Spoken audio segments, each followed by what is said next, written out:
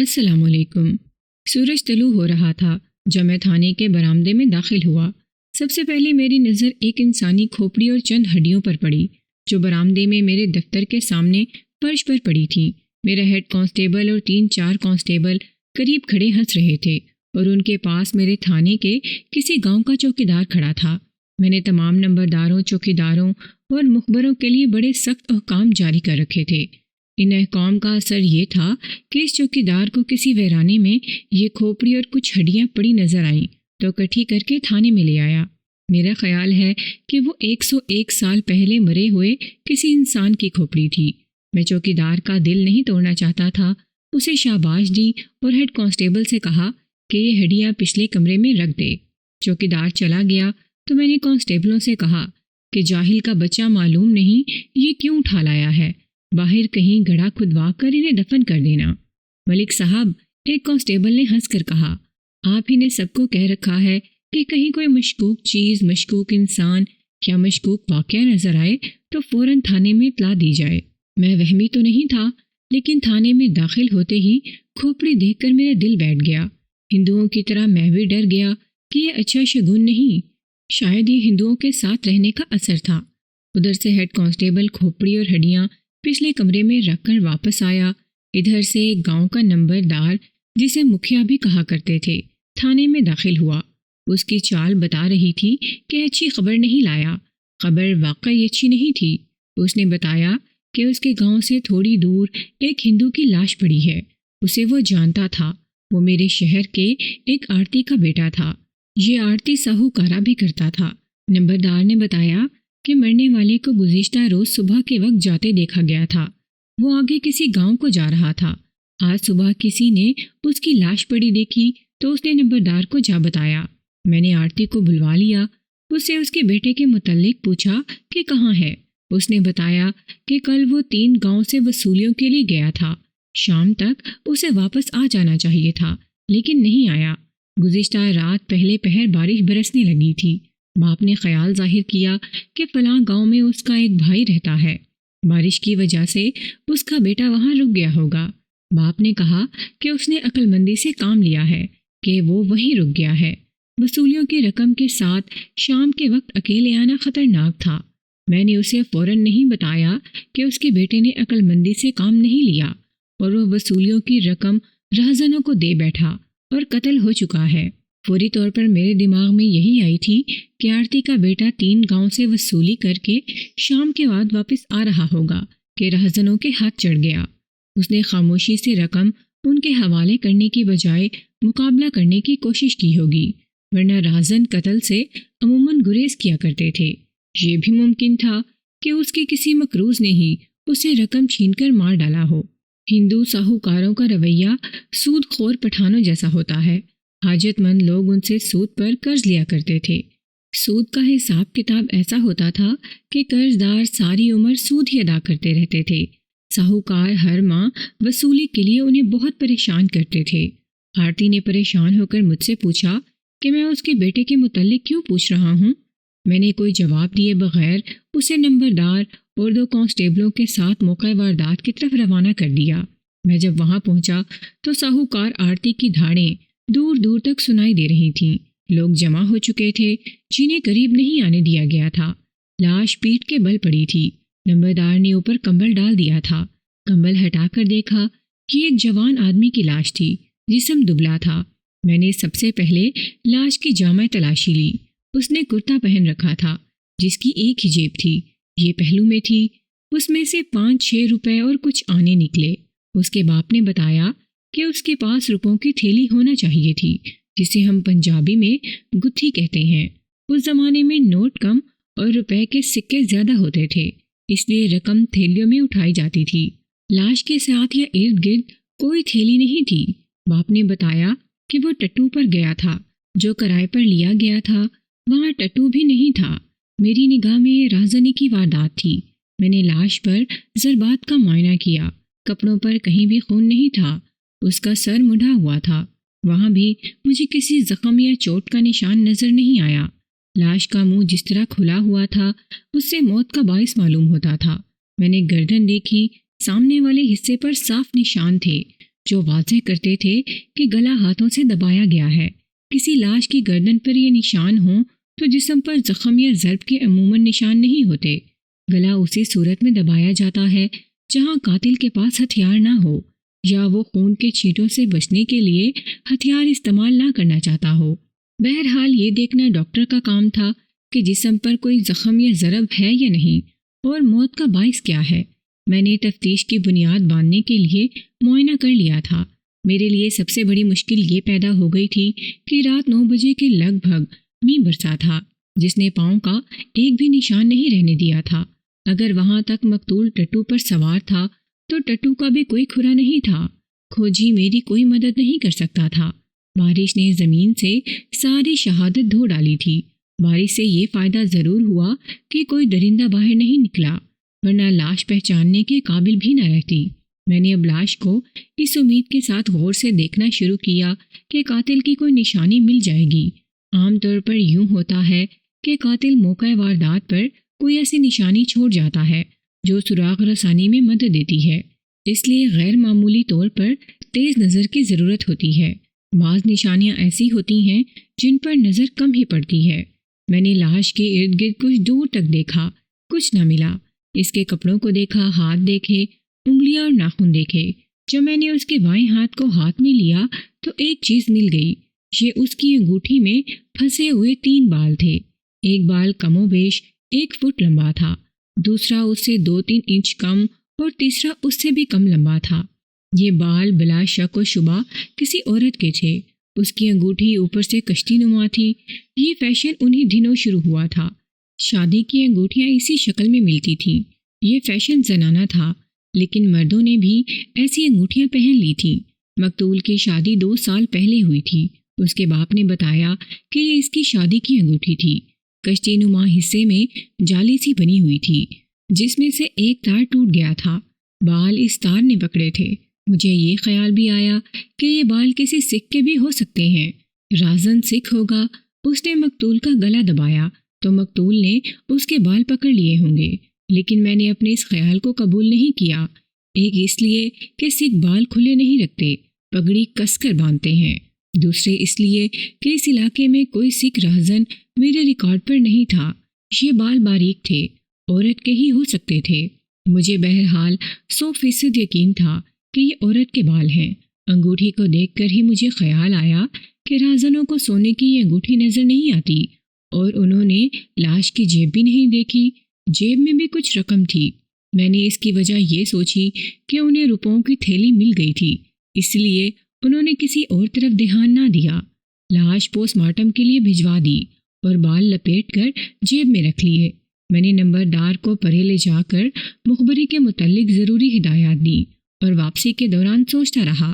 لاش قصبے سے 1.5-2 میل دور ملی تھی۔ یہ شہر دراصل قصبہ تھا۔ مجھے بار بار یہ خیال آتا تھا کہ رہزنی کی واردات نہیں، رہزن گلا نہیں دبایا کرتے تھے۔ یہ سوچ بھی آئی کہ مقتول ہندو تھا، بلکہ ہندو بنیا جسے اس دلیری کی توقع نہیں رکھی جا سکتی کہ اس نے رہزن یا رہزنوں کا مقابلہ کیا ہوگا۔ اس زمانے کے رہزن اور ڈاکو ایسے تھے کہ لوگ ان کے نام ہی سے ڈر جاتے تھے۔ بال عورت کے تھے اور عورت رہزن نہیں ہو سکتی تھی۔ مقتول کا باپ میرے ساتھ چلا آیا تھا۔ میں نے اس سے پوچھا کہ اس کا بیٹا کتنا دلیر تھا۔ اس نے بتایا کہ خاص طور پر دلیر نہیں تھا، کاروبار میں تیز تھا۔ پھر میں نے اس کے چال چلن کے متعلق پوچھا۔ باپ نے جواب دیا کہ مقتول شادی شدہ تھا، اس میں کوئی بری عادت نہیں تھی، اس کی کسی کے ساتھ دوستی بھی نہیں تھی اور دشمنی بھی نہیں تھی۔ میں باپ سے یہ امید نہیں رکھ سکتا تھا کہ وہ کہتا کہ اس کے بیٹے کا چال چلن ٹھیک نہیں تھا۔ میں نے پوچھا کہ مسلمانوں کے ساتھ اس کی دوستی تھی؟ باپ نے جواب دیا کہ مسلمانوں کے تو وہ سائے سے بھی دور بھاگتا تھا۔ پوسٹ مارٹم کا انتظام شہر میں ہی تھا۔ میں تھانے میں داخل ہوا تو دن کا 3 پہر گزر رہا تھا۔ کاغذی کارروائی مکمل کی اور سول ہسپتال چلا گیا۔ پوسٹ مارٹم میں کچھ زیادہ ہی وقت لگ گیا۔ رپورٹ یہ تھی کہ مقتول کو مرے تقریباً 20 گھنٹے گزر چکے ہیں۔ اس کا مطلب یہ تھا کہ پوسٹ مارٹم 12 بجے شروع ہوا تو موت کا وقت گزشتہ روز 4 بجے دوپہر تھا۔ ڈاکٹر کہتا تھا کہ موت 2 اور 4 بجے کے درمیان واقع ہوئی ہے۔ معدے میں کھانے کی جو اشیاء گئی تھیں وہ اس نے نوٹ کر لی تھی۔ اس نے رائے دی کہ یہ خوراک دوپہر کی ہو سکتی ہے۔ میں نے ڈاکٹر کو حیران ہو کر دیکھا اور کہا بھی کہ یہ تو ہو نہیں سکتا کہ لاش کل بعد دوپہر کی وہاں پڑی رہی اور کسی نے دیکھی نہیں۔ کوئی انسان نہ دیکھتا تو گدھ فوراً پہنچ جاتے۔ بارش رات 9 بجے شروع ہوئی تھی جو تیز تھی اور بجلی بھی چمکتی اور کڑکتی تھی۔ ایسے موسمی حالات میں کوئی مردار خور درندہ باہر نہیں نکلتا۔ قتل کا وقت رات 8 اور 9 بجے کے درمیان ہونا چاہیے، لیکن ڈاکٹر کو اپنی رائے پر پورا اعتماد تھا۔ اس نے کہا کہ یہ بھی تو ہو سکتا ہے کہ اسے کہیں اور قتل کیا گیا اور لاش رات اس وقت باہر پھینکی گئی جب بارش شروع ہونے والی تھی۔ ڈاکٹر نے موت کا باعث دم گھٹنا لکھا۔ اس میں کوئی شک نہیں تھا کہ اسے گلا دبا کر قتل کیا گیا تھا۔ ڈاکٹر کے ساتھ بحث مباحثے اور تبادلہ خیالات کے بعد میں نے تسلیم کر لیا کہ مقتول کو گزشتہ شام سے پہلے قتل کیا گیا ہے۔ یہ عین ممکن تھا کہ قتل کہیں اور کیا گیا اور لاش یہاں پھینکی گئی ہو۔ اس سے یہی ظاہر ہوتا تھا کہ یہ واردات راہزنوں کی نہیں بلکہ ان کی ہو سکتی ہے جن کے پاس مقتول وصولیوں کے لیے گیا تھا۔ میں پہلے کہہ چکا ہوں کہ ان ساہوکاروں سے غریب لوگ قرض لیا کرتے تھے جسے وہ بیاہ شادیوں اور مقدمہ بازی پر خرچ کرتے تھے۔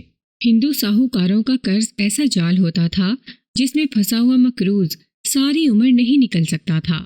بعض بد کردار ساہوکار یا ان کے بیٹے اپنے قرض کے جال میں پھنسائے ہوئے لوگوں کو پریشان کر کے ان کی بہن بیٹیوں اور بیویوں سے دست درازیاں بھی کر گزرتے تھے۔ ہندو کسان ایک ماہ کی وصولی رکوانے کے لیے یا کسی اور رعایت کی خاطر اپنی عزت ساہوکاروں کے حوالے کر کے آنکھوں پر ہاتھ رکھ لیا کرتے تھے۔ مسلمانوں کے لیے ان کا رویہ ناقابل برداشت ہوتا تھا۔ میرے دماغ میں یہ شک پیدا ہوا کہ مقتول کسی مسلمان کے گھر بدتمیزی کر کے جان سے ہاتھ دھو بیٹھا ہوگا۔ یہ شک پختہ ہونے لگا کہ قرض خور نے ہی اسے مار دیا ہوگا۔ میرے لیے ضروری ہو گیا کہ میں ان لوگوں کو دیکھوں جن کے ہاں مقتول گیا تھا۔ میرے ان شکوک کو وہ 3 بال پکا کر رہے تھے جو مقتول کی انگوٹھی میں پھنسے ہوئے برآمد ہوئے تھے۔ اس سے پہلے میں 2 مختلف تھانوں کی 2 وارداتوں میں بال دیکھ چکا تھا۔ ایک مقتول کی لاش کی مٹھی میں زنانہ بال تھے اور دوسرے مقتول کے کپڑوں سے ایک بال ملا تھا۔ لاش کے ساتھ زنانہ بال کی کھال اتاری جائے تو تفتیش آسان ہو جاتی ہے۔ کم از کم یہ یقین ہو جاتا ہے کہ قاتل عورت ہے یا عورت ساتھ تھی۔ اس واردات میں بھی بال تھے جو کچھ ایسی ہی کہانی سنا رہے تھے کہ مقتول نے کسی عورت پر ہاتھ ڈالا ہے اور اسی عورت کے ہاتھوں یا اس عورت کے کسی بھائی یا خاوند کے ہاتھوں مارا گیا ہے۔ روپوں کی تھیلی کا لاپتہ ہونا قدرتی بات تھی۔ ضروری نہیں تھا کہ اسے کسی نے اس تھیلی کی خاطر ہی قتل کیا ہو۔ میں شام کے بعد ساہوکار آرتی کے گھر جانا چاہتا تھا لیکن صبح کے لیے ملتوی کر دیا کیونکہ لاش اس کے حوالے کر دی گئی تھی۔ میں ماتم والے گھر لوگوں کے ہجوم میں تفتیش نہیں کر سکتا تھا۔ میں اگلے روز اس وقت وہاں گیا جب لاش کو جلایا جا چکا تھا۔ گھر میں اس کے باپ کے علاوہ ماں تھی، ایک بڑا بھائی، ایک چھوٹا بھائی، مقتول کی بیوی اور ایک بچہ اور ایک جوان لڑکی تھی جس کے متعلق بتایا گیا کہ مقتول کی غیر شادی شدہ بہن ہے۔ اس لڑکی کی عمر 23 سال بتائی گئی، خاصی خوبصورت لڑکی تھی۔ میں نے سب سے باری باری مقتول کے چال چلن اور دوستی اور دشمنی کے متعلق کریت کر پوچھا، لیکن کوئی ایسی بات معلوم نہ ہو سکی جو میری مدد کرتی۔ اس کی بیوی کو الگ بٹھا کر پوچھا، وہ کوری سلیٹ نکلی۔ اس کے تو ہوش ہی ٹھکانے نہیں تھے۔ اس کے لیے ساری عمر کی بیوگی رہ گئی تھی۔ ہندو عورت دوسرا خاوند کر ہی نہیں سکتی۔ یہ لڑکی 20 سال کی عمر میں بیوہ ہو گئی تھی۔ اس کی بہن سے کچھ پوچھنا بیکار تھا۔ وہ اس کی باہر کی زندگی کے متعلق کچھ نہیں بتا سکتی تھی۔ البتہ مقتول کی ازدواجی زندگی کے متعلق وہ کوئی انکشاف کر سکتی تھی۔ میں نے اس لڑکی کو کمرے میں بلایا تو اس کے رویے میں بے رخی اور لاپرواہی ہی دیکھی۔ اس کا جوان بھائی مر گیا تھا مگر اپنی ماں کی طرح یا اپنی بھابھی کی طرح وہ رو نہیں رہی تھی۔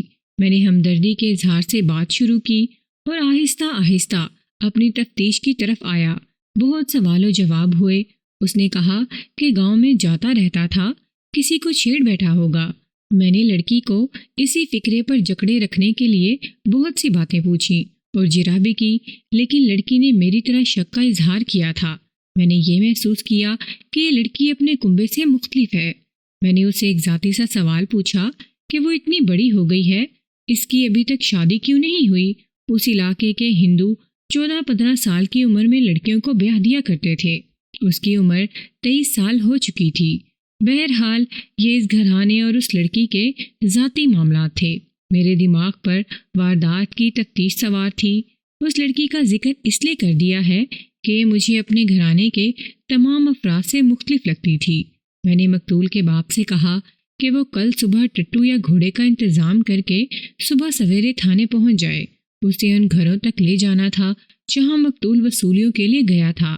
یہ ذرا لمبا سفر تھا، 3 مختلف گاؤں تھے، شہر سے 2 سے 4 میل تک دور تھے، ان کا آپس میں بھی 2-2 میل کا فاصلہ تھا۔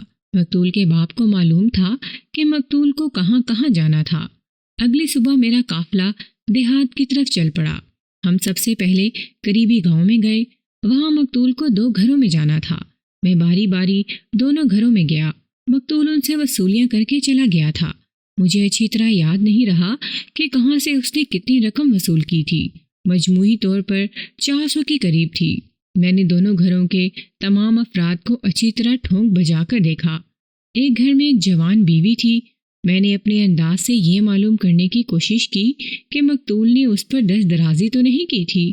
مجھے کوئی ایسا اشارہ نہ ملا جس سے میرا یہ شک پختہ ہوتا، بلکہ شک اس طرح رفع ہو گیا کہ گاؤں کے کچھ لوگوں سے پوچھنے پر مجھے بتایا گیا کہ مقتول دونوں گھروں کے اندر نہیں گیا، باہر کھڑے کھڑے اسے رقم مل گئی تھی اور وہ ٹٹو پر سوار ہو کر چلا گیا تھا۔ اسے چائے پانی کے لیے رکنے کو کہا گیا تھا۔ وہ یہ کہہ کر چل پڑا تھا کہ فلاں فلاں گاؤں میں بھی جانا ہے اور شام سے پہلے گھر پہنچنا ضروری ہے۔ وہاں سے ہم دوسرے گاؤں گئے، وہاں بھی 2 گھر تھے جہاں سے اسے وصولیاں کرنی تھیں۔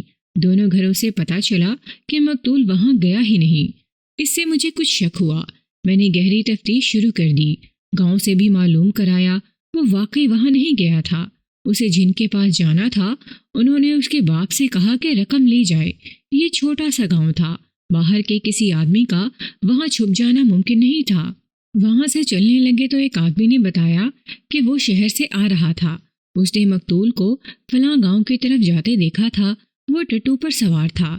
اس سے یہ پتہ چل گیا کہ وہ ادھر آیا ہی نہیں۔ وہ جس گاؤں کی طرف جاتا دیکھا گیا تھا وہ ذرا بڑا گاؤں تھا۔ مقتول کے باپ نے بتایا کہ اس گاؤں میں اس کا ایک بھائی رہتا ہے، اس کی ایک جوان بیٹی ہے جس کے ساتھ مقتول کی بہن کی بہت محبت ہے۔ وہ اکثر اس گاؤں میں آتی ہے اور کبھی کبھی رات کو بھی وہی رہتی ہے۔ مقتول جب بھی ادھر آتا ہے اپنے چچا کے گھر ضرور جاتا ہے۔ ہم اس گاؤں کی طرف روانہ ہو گئے۔ فاصلہ کوئی 3 میل تھا۔ راستے سے کچھ الگ ہٹ کر ایک بڑی ہی خوبصورت جگہ تھی جسے سارے علاقے کے لوگ باغیچہ کہتے تھے۔ یہ ایک مسلمان کی جاگیر تھی، اس نے وہاں باغ بنا رکھا تھا، سبزیوں کا باغ بھی تھا اور ارد گرد دور دور تک کھیتیاں اسی کی ملکیت تھیں۔ مالک شہر میں رہتا تھا۔ یہ انگریزوں کی عطا کی ہوئی زمین تھی۔ اس کے آباء و اجداد نے انگریزوں کی بہت خدمت کی تھی۔ خاندان کے 2-3 آدمی کسی زمانے میں فوج میں تھے جو پہلی جنگ عظیم میں لڑے تھے۔ موجودہ مالک بھی انگریزوں کا زرخرید غلام تھا۔ ان کی خوشنودی کے لیے دین اور ایمان سے دستبردار ہو جایا کرتا تھا، مسلمانوں کے خلاف مخبری کرنے سے بھی گریز نہیں کرتا تھا۔ اس کا ایک مکان شہر میں تھا اور ایک اس زمانے کی نئی طرز کا مکان باغیچے میں یعنی زمینوں پر تھا۔ یہ مکان انگریزوں کی خاطر و مدارت کے لیے بنایا گیا تھا۔ کبھی کبھی کوئی انگریز شکاری ادھر آتا تھا تو یہ جاگیردار اسے اس مکان میں ٹھہراتا، اس کے لیے شراب اور کباب کا اہتمام کرتا تھا۔ وہاں سے کچھ دور آگے مرغابی اور چیتل کا بہت شکار تھا۔ باغیچے کے مکان میں باقاعدہ رہائش کسی کی نہیں تھی۔ مالک کا بیٹا وہاں آتا جاتا رہتا اور ضرورت پڑے تو کچھ دن وہیں رہتا تھا۔ یہ بیٹا جوان تھا، میں اس کا نام ظاہر نہیں کروں گا، آپ اسے زاہد کہہ لیں۔ اس کے ساتھ میری اچھی جان پہچان تھی، زندہ دل آدمی تھا۔ ابھی اس کی شادی نہیں ہوئی تھی، عمر 25-26 سال ہو چکی تھی۔ جہاں تک میں اسے جانتا تھا وہ باپ سے بلکہ آباء و اجداد سے کچھ مختلف تھا۔ اس میں مسلمانوں والی خوبیاں نظر آتی تھیں، تاہم میں اسے پکا مسلمان نہیں سمجھتا تھا۔ دولت اور جاگیر ہو تو مذہب اور اخلاق کی کوئی پرواہ نہیں کیا کرتا۔ زاہد کی ذاتی زندگی کے متعلق میں زیادہ نہیں جانتا تھا۔ وہ بڑے اچھے جسم والا خوبرو جوان تھا، گھوڑا سواری اور نیزہ بازی میں مشہور تھا۔ اس کی ذاتی زندگی قابل تعریف ہو ہی نہیں سکتی تھی، جس کی جاگیر پر غریب مزارے اور ان کی بیٹیاں مزدوری کریں اور ان میں کچھ جوان اور خوبصورت ہوں۔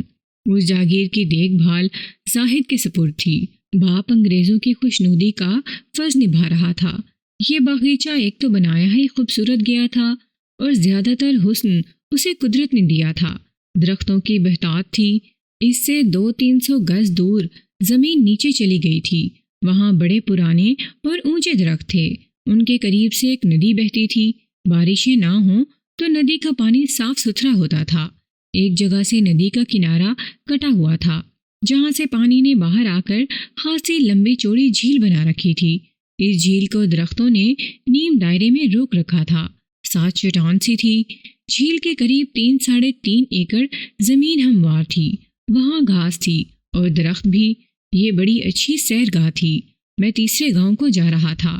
وہ گاؤں اس باغیچے سے پورا 1 میل بھی دور نہیں تھا۔ اتنی اچھی سیرگاہ کو دیکھے بغیر آگے جانے کو جینا چاہا۔ دماغ تھک گیا تھا۔ مجھے توقع نہیں تھی کہ وہاں کوئی ہوگا۔ میں اس ارادے سے ادھر چلا گیا کہ ذرا گھوم پھر کر آگے جاؤں گا۔ میں ادھر کو ہو لیا۔ باغیچے کے قریب پہنچا تو زاہد کو دیکھا، جو تیز تیز قدم اٹھاتا میری طرف آ رہا تھا۔ مجھے اپنے ساتھ لے گیا۔ میری پارٹی کے لوگ ساتھ تھے۔ زاہد نے میری خاطر تواضع کا اہتمام کیا۔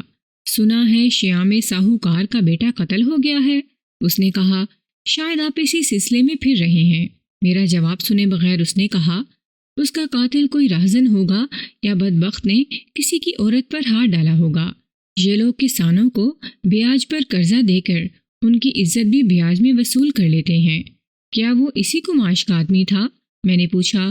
میں تو کافر کی اولاد کو اچھی طرح جانتا بھی نہیں تھا، اس نے جواب دیا۔ میں اسے اتنا ہی جانتا تھا کہ گورے رنگ کا مریل سا جوان تھا۔ لعنت بھیجو ملک صاحب، کافر جتنے بھی مر جائیں اچھا ہے۔ لکھ دو اس کے پاس رقم تھی، کوئی ڈاکو اسے قتل کر کے رقم لے گیا ہے، سب آپ کے ہاتھ میں ہے۔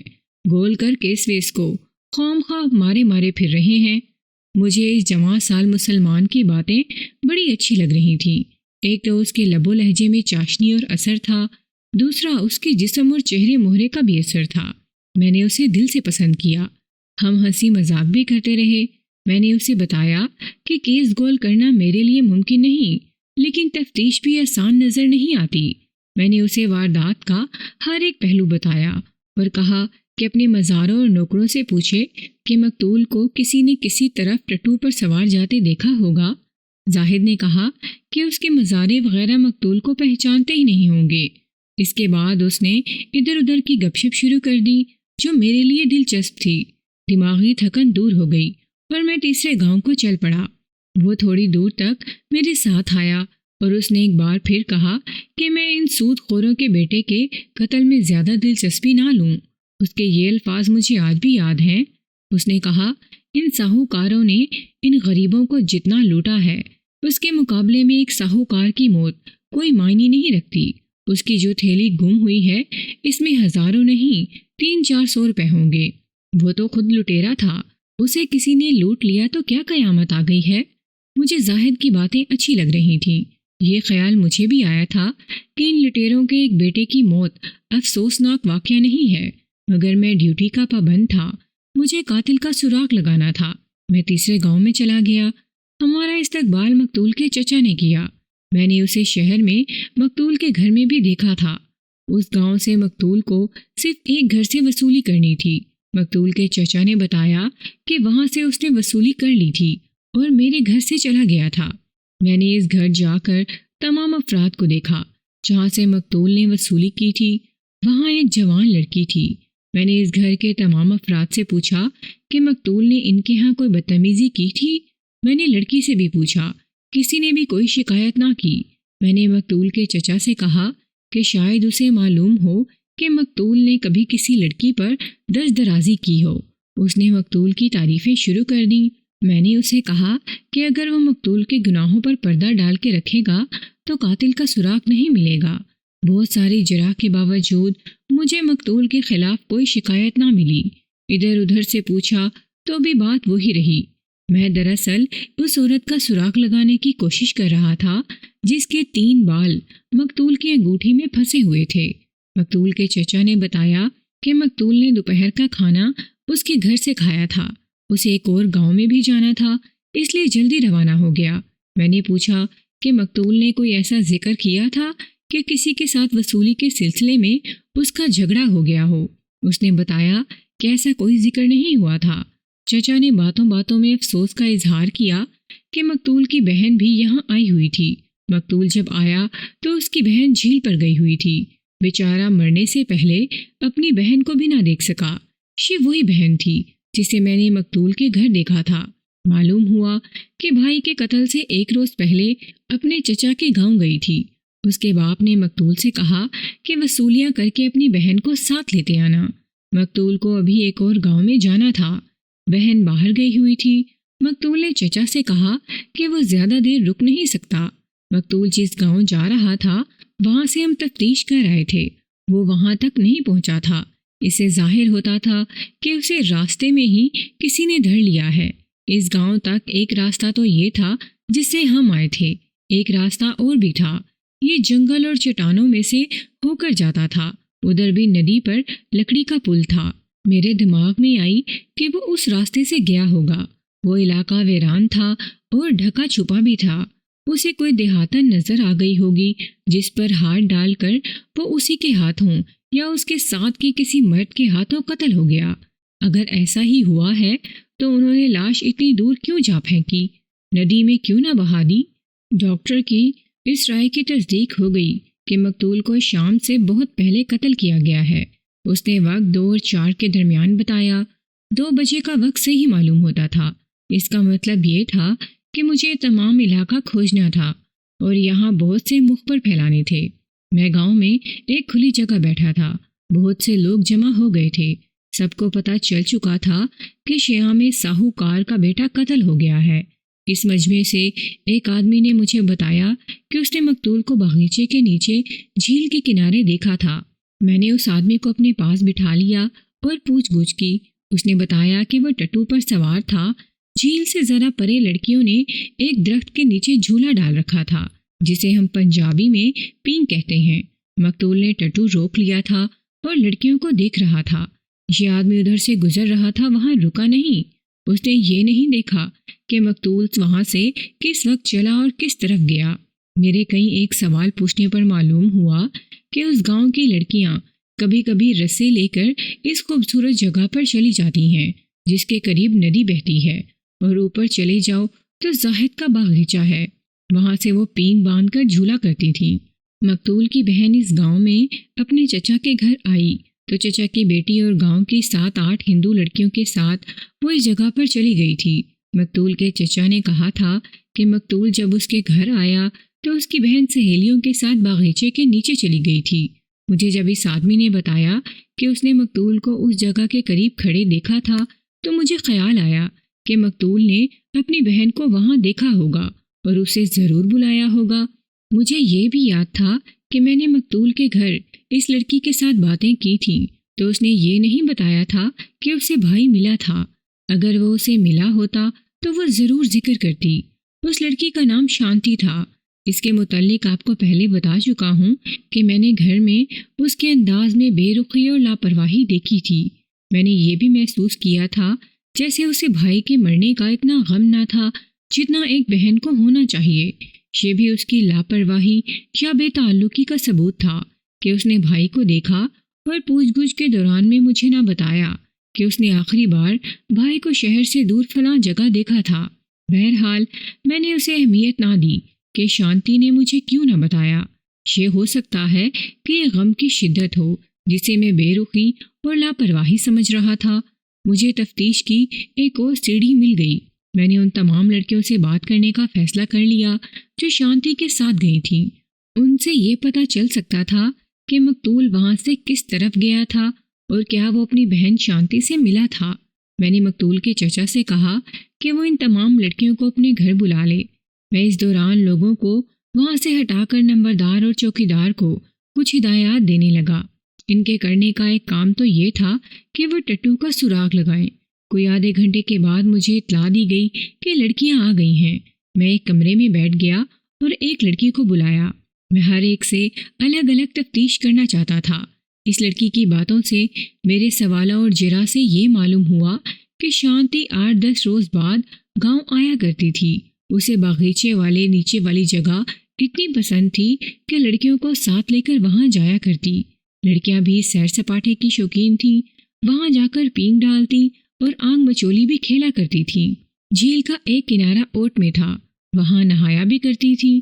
اس لڑکی نے مقتول کو وہاں دیکھا تھا۔ وہ پہلے ذرا پرے کھڑا رہا۔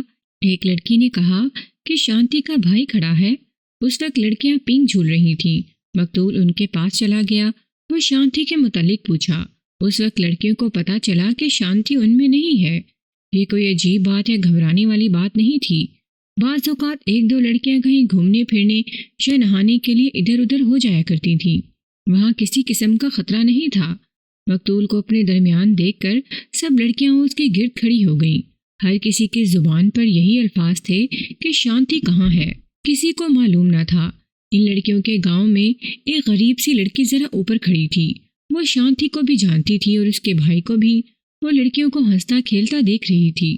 لڑکیاں جب مقتول کے گرد اکٹھی ہو گئیں تو یہ لڑکی بھی نیچے آ گئی۔ اسے لڑکیوں نے کہا کہ جھیل کی طرف جا کر شانتی کو دیکھے اور اسے بتائے کہ اس کا بھائی آیا ہے۔ لڑکی نے جواب دیا کہ شانتی جھیل کی طرف نہیں گئی، اوپر باغیچے کی طرف گئی ہے۔ اس نے شانتی کو باغیچے کی طرف جاتے دیکھا تھا۔ مقتول نے کہا کہ رہنے دو، میں خود اوپر جا کر دیکھ لیتا ہوں۔ یہ کہہ کر وہ اوپر چلا گیا۔ وہ ٹٹو پر سوار تھا۔ مجھے اب یہ معلوم کرنا تھا کہ مقتول اوپر گیا اور وہاں سے کدھر نکل گیا۔ اس کا جواب تو شانتی ہی دے سکتی تھی۔ وہ شہر میں تھی۔ میں نے تمام لڑکیوں سے ایک بار پھر پوچھ گچھ کر لینا ضروری سمجھا۔ تمام لڑکیوں کو باری باری بلایا۔ سب کا بیان وہی تھا جو پہلی لڑکی کا تھا۔ میں نے لڑکیوں سے کہہ کر اس لڑکی کو بلا لیا جس نے شانتی کو اوپر جاتے دیکھا تھا۔ یہ غریب سے کسان کی سیدھی سادی سی بیٹی تھی۔ میرے سامنے آئی تو اس کے چہرے پر خوف تھا۔ اس کی عمر 13-14 سال تھی۔ میں نے شفقت سے اس کے سر پر ہاتھ پھیرا اور پچکارا اور تسلی دلاسا دے کر اس کا خوف کم کر دیا۔ اس ڈری ہوئی سیدھی سادی لڑکی نے مجھے کسی اور ہی راستے پر ڈال دیا۔ اس نے نیچے آ کر جب یہ بتایا کہ شانتی اوپر باغیچے میں گئی ہے تو مقتول اوپر چلا گیا تھا۔ یہ لڑکی بھی اوپر چلی گئی تھی اور اس نے اچھی طرح دیکھا تھا کہ مقتول کہاں گیا ہے۔ لڑکی نے بتایا کہ وہ اوپر کھڑی تھی۔ اس نے شانتی کو اوپر جاتے دیکھا۔ شانتی ایسے راستے سے جا رہی تھی جہاں وہ لڑکیوں کو نظر نہیں آ سکتی تھی۔ اوپر جا کر شانتی باغیچے کی طرف گئی۔ لڑکی اسے شک کی نظروں سے نہیں بلکہ شہری لڑکی سمجھ کر اشتیاق سے دیکھتی رہی۔ شانتی کے کپڑے بھی خوبصورت تھے اور خود بھی وہ خوبصورت تھی اور اس کا رنگ بھی گورا تھا۔ اس لڑکی نے کہا کہ شانتی اسے بہت اچھی لگتی تھی۔ آگے پودوں کی باڑ تھی۔ شانتی اس میں سے آگے نکل گئی۔ کہیں سے زاہد جاگیردار کا بیٹا نکلا۔ اس کمسن لڑکی نے دونوں کو ہنس ہنس کر باتیں کرتے دیکھا اور دونوں مکان کے اندر چلے گئے۔ لڑکی نے یہ بھی دیکھا کہ انہوں نے ایک دوسرے کے ہاتھ پکڑ رکھے تھے۔ لڑکی ذرا نیچے چلی گئی اور ان لڑکیوں کو دیکھنے لگی جو پینگ جھول رہی تھیں۔ تھوڑی ہی دیر بعد ندی کے کنارے کنارے اسے مقتول نظر آیا۔ وہ لڑکیوں سے ذرا دور رک گیا۔ ذرا وقفے کے بعد وہ لڑکیوں کے پاس چلا گیا۔ لڑکیاں اس کے ارد گرد جمع ہو گئیں۔ یہ لڑکی بھی نیچے چلی گئی۔ وہ تماشا دیکھنے گئی تھی کہ لڑکیاں اس طرح شانتی کے بھائی کے گرد کیوں جمع ہو گئی ہیں۔ قریب جا کر اسے پتہ چلا کہ وہ اپنی بہن کے متعلق پوچھ رہا ہے۔ لڑکی نے اسے یہ تو بتا دیا کہ شانتی اوپر گئی ہے، لیکن یہ نہ بتایا کہ وہ جاگیردار کے بیٹے کے ساتھ اس کے مکان کے اندر چلی گئی ہے۔ نہ بتانے کی وجہ یہ تھی کہ شانتی کا بھائی برا منائے گا۔ مقتول اوپر چلا گیا۔ یہ لڑکی بھی اوپر چلی گئی۔ اسے شانتی اور اس کے بھائی کے ساتھ کوئی دلچسپی نہیں تھی۔ وہ اوپر اس لیے گئی تھی کہ اس کی گائے اوپر چل رہی تھی۔ اوپر جا کر اس نے دیکھا کہ دوسری طرف سے شانتی کا بھائی بھی اوپر چڑھ رہا تھا۔ اس نے لڑکی کو دیکھ لیا اور اسے اپنے پاس بلا کر پوچھا کہ اس نے شانتی کو کس طرف جاتے دیکھا تھا۔ لڑکی نے بتانا مناسب نہ سمجھا۔ مقتول نے اسے ڈانٹ کر پوچھا تو لڑکی نے سر سے مکان کی طرف اشارہ کیا۔ مقتول شاید سمجھ گیا تھا۔ وہ مکان کی طرف گیا۔ لڑکی دور کھڑی دیکھتی رہی۔ مقتول مکان کے قریب جا کر ٹٹو سے اترا اور مکان کے برآمدے میں چلا گیا۔ وہاں سے آگے وہ لڑکی کو نظر نہیں آتا تھا، وہ شاید مکان کے اندر چلا گیا تھا۔ لڑکی نے اس واقعے کو کوئی اہمیت نہیں دی، وہ اوپر ہی ادھر ادھر ٹہلتی رہی۔ میرے پوچھنے پر اس نے بتایا کہ ٹٹو باہر کھڑا رہا۔ بہت دیر بعد شانتی اندر سے نکلی اور بہت تیز تیز چلتی نیچے چلی گئی۔ اس کے بعد ذرا دیر سے زاہد نکلا۔ اس نے اپنے ایک مزارے یا نوکر کو آواز دی۔ لڑکی نے مجھے وہ نام بھی بتایا تھا جو زاہد نے پکارا تھا۔ وہ نوکر دوڑتا ہوا زاہد کے پاس گیا۔ زاہد نے اسے کچھ کہا۔ وہ آدمی زاہد کے پیچھے پیچھے اندر چلا گیا۔ پھر وہ باہر آیا اور ٹٹو کو پکڑ کر ایک اور طرف سے ندی کی طرف نیچے کو جانے لگا۔ ڈھلان اتر کر وہ ٹٹو پر سوار ہوا اور درختوں کی اوٹ میں کہیں غائب ہو گیا۔ اس کے بعد لڑکی نے نیچے کی طرف جا کر دیکھا، شانتی لڑکیوں کے پاس چلی گئی تھی۔ وہ لڑکیاں پینک کے رسے کھولنے کے بعد درخت کے اوپر چڑھ رہی تھیں۔ انہوں نے رسے کھول دیے۔ پھر اس کمسن لڑکی نے سب لڑکیوں کو گاؤں کی طرف جاتے دیکھا۔ تم وہاں کتنی دیر رہیں؟ میں نے پوچھا۔ لڑکیوں کے چلے جانے کے بعد تک میں وہیں رہی، اس نے جواب دیا۔ تم نے ٹٹو واپس آتے دیکھا تھا؟ نہیں۔ شانتی کے بھائی کو مکان سے نکلتے دیکھا تھا؟ نہیں۔ تم اس آدمی کو پہچان سکتی ہو جسے جاگیردار کے بیٹے نے بلایا اور جو ٹٹو لے گیا تھا؟ ہاں ہاں، لڑکی نے جواب دیا، میں اسے اچھی طرح جانتی ہوں۔ وہاں کوئی اور بھی تھا جس نے شانتی، اس کے بھائی اور اس کے نوکر کو اندر جاتے دیکھا ہو؟ 3 آدمی رہٹ کے قریب کچھ کام کر رہے تھے، لڑکی نے جواب دیا۔ انہوں نے ضرور دیکھا ہوگا۔ تم انہیں پہچانتی ہو؟ بہت اچھی طرح، لڑکی نے جواب دیا۔ میں ہر روز وہاں جاتی ہوں۔ میری تفتیش کا راستہ ہی بدل گیا۔ اگر یہ لڑکی سچ بول رہی تھی تو اصل قصہ یہ ہو سکتا تھا کہ شانتی اور زاہد کی دوستی تھی۔ لڑکی نے بتایا تھا کہ وہ ایک دوسرے کا ہاتھ پکڑ کر مکان کے اندر گئے تھے اور وہ ہنس ہنس کر باتیں کر رہے تھے۔ یہ ان کی پہلی ملاقات نہیں ہو سکتی تھی۔ مقتول نے لڑکی سے ڈانٹ کر پوچھا تھا کہ شانتی کہاں گئی ہے؟ وہ مکان کے اندر چلا گیا۔ اس میں کسی شک کی گنجائش نہیں تھی کہ وہ غصے میں اندر گیا تھا۔ اس کی غیر شادی شدہ بہن کا ایک غیر مرد کے ساتھ، اور وہ بھی ایک مسلمان کے ساتھ، مکان کے اندر جانا اس کے لیے ناقابل برداشت تھا۔ کچھ دیر بعد شانتی تیز چلتی باہر آئی اور اس کے بھائی کا ٹٹو کوئی اور لے گیا۔ میرے سامنے یہ بھیانک سوال آ گیا، کیا شانتی کے بھائی کو زاہد نے قتل کر دیا ہے اور اس کا ٹٹو اپنے نوکر کے ہاتھوں غائب کرایا ہے؟ کیا مقتول کے انگوٹھے کے ساتھ اس کی اپنی بہن کے بال تھے؟ ان سوالوں کے جواب مجھے صرف زاہد دے سکتا تھا۔ یہ کام میرے لیے خاصا مشکل تھا کیونکہ زاہد اس خاندان کا فرد تھا جو انگریزوں کا منظور نظر تھا اور یہ جاگیردار خاندان تھا۔ میں نے سوچا اگر یہ خونی ڈرامہ اس مکان میں کھیلا گیا ہے تو میری ٹکر بڑی سخت چٹان کے ساتھ ہوگی، اور جب میں نے یہ تصور کیا کہ زاہد قاتل ہے اور وہ پھانسی چڑھ جائے گا یا عمر قید لے کر کالا پانی چلا جائے گا تو میرے دل کو بہت تکلیف ہوئی۔ یہ آدمی مجھے بہت اچھا لگتا تھا۔ میرے لیے اور کوئی راستہ رہ ہی نہیں گیا تھا۔ مجھے فوراً زاہد کو اور اس لڑکی کو نشاندہی پر اس کے نوکر کو شامل تفتیش کرنا تھا جو ٹٹو لے گیا تھا، اور ان نوکروں کو بھی جو اس وقت رہٹ پر کام کر رہے تھے۔ مجھے معلوم تھا کہ اس قسم کے جاگیرداروں کے نوکر ان کے جرائم میں مددگار ہوتے ہیں اور اس کے عوض انعام حاصل کرتے ہیں۔ ان سے کوئی بات اگلوانا آسان نہیں ہوتا۔ اگر یہ نوکر پکڑے جائیں تو جاگیردار رشوتیں دے کر انہیں چھڑا لیتے ہیں یا مقدموں کا خرچ اپنے ذمہ لے لیتے ہیں۔ میں نے زاہد پر حملہ کرنے سے پہلے ضروری سمجھا کہ زمین پختہ کر لوں۔ میں نے لڑکیوں کو ایک بار پھر باری باری بلانا شروع کیا۔ اب میرا دماغ کسی اور رخ پر چلا گیا تھا۔ اس میں اب یہ سوچ آ گئی تھی کہ اگر مقتول زاہد کے مکان میں شانتی کے سامنے قتل ہوا ہے تو شانتی جب وہاں سے نکل کر لڑکیوں کے پاس گئی تو اس کی ذہنی حالت نارمل نہیں ہونا چاہیے تھی۔ اس کے چہرے پر گھبراہٹ لازمی تھی۔ شانتی جب واپس آئی تو تم نے اس سے پوچھا تھا کہ کہاں چلی گئی تھی؟ میں نے پہلی لڑکی سے پوچھا۔ تم نے اس سے پوچھا ہوگا کہ اسے بھائی ملا تھا یا نہیں؟ ہاں، لڑکی نے جواب دیا، پوچھا تھا۔ اس نے کہا تھا کہ اسے بھائی نہیں ملا۔ تم نے اس سے یہ بھی پوچھا ہوگا کہ وہ اتنی گھبرائی ہوئی کیوں ہے؟ میرا تیر نشانے پر لگا، لڑکی نے جواب دیا۔ یہ بھی پوچھا تھا۔ وہ کہتی تھی کہ دوڑتی آئی ہوں، سانس پھول گیا ہے۔ اس کا سانس بہت پھولا ہوا تھا۔ لڑکی سوچ میں پڑ گئی، پھر بولی، سانس تو اتنا نہیں پھولا ہوا تھا، گھبرائی ہوئی زیادہ تھی۔ اس لڑکی سے میں نے اور بھی بہت سے سوال پوچھے اور اسے دوسرے دروازے سے باہر جانے کو کہہ کر یہ سختی سے کہا کہ اب وہ دوسری لڑکیوں کے پاس نہ جائے۔ اس کے بعد میں نے دوسری لڑکی کو بلایا، اس سے بھی میں نے کہلوا لیا کہ شانتی واپس آئی تو گھبرائی ہوئی تھی۔ میں نے باری باری تمام لڑکیوں سے جو 7 یا غالباً 8 تھیں اپنی مطلب کی معلومات لے لیں۔ یہ ثابت ہو گیا کہ شانتی ہنستے کھیلنے والی لڑکی تھی، مگر وہ واپس آئی تو گھبراہٹ میں تھی۔ اس نے لڑکیوں کے پاس پہنچتے ہی کہا کہ چلو گھر چلیں۔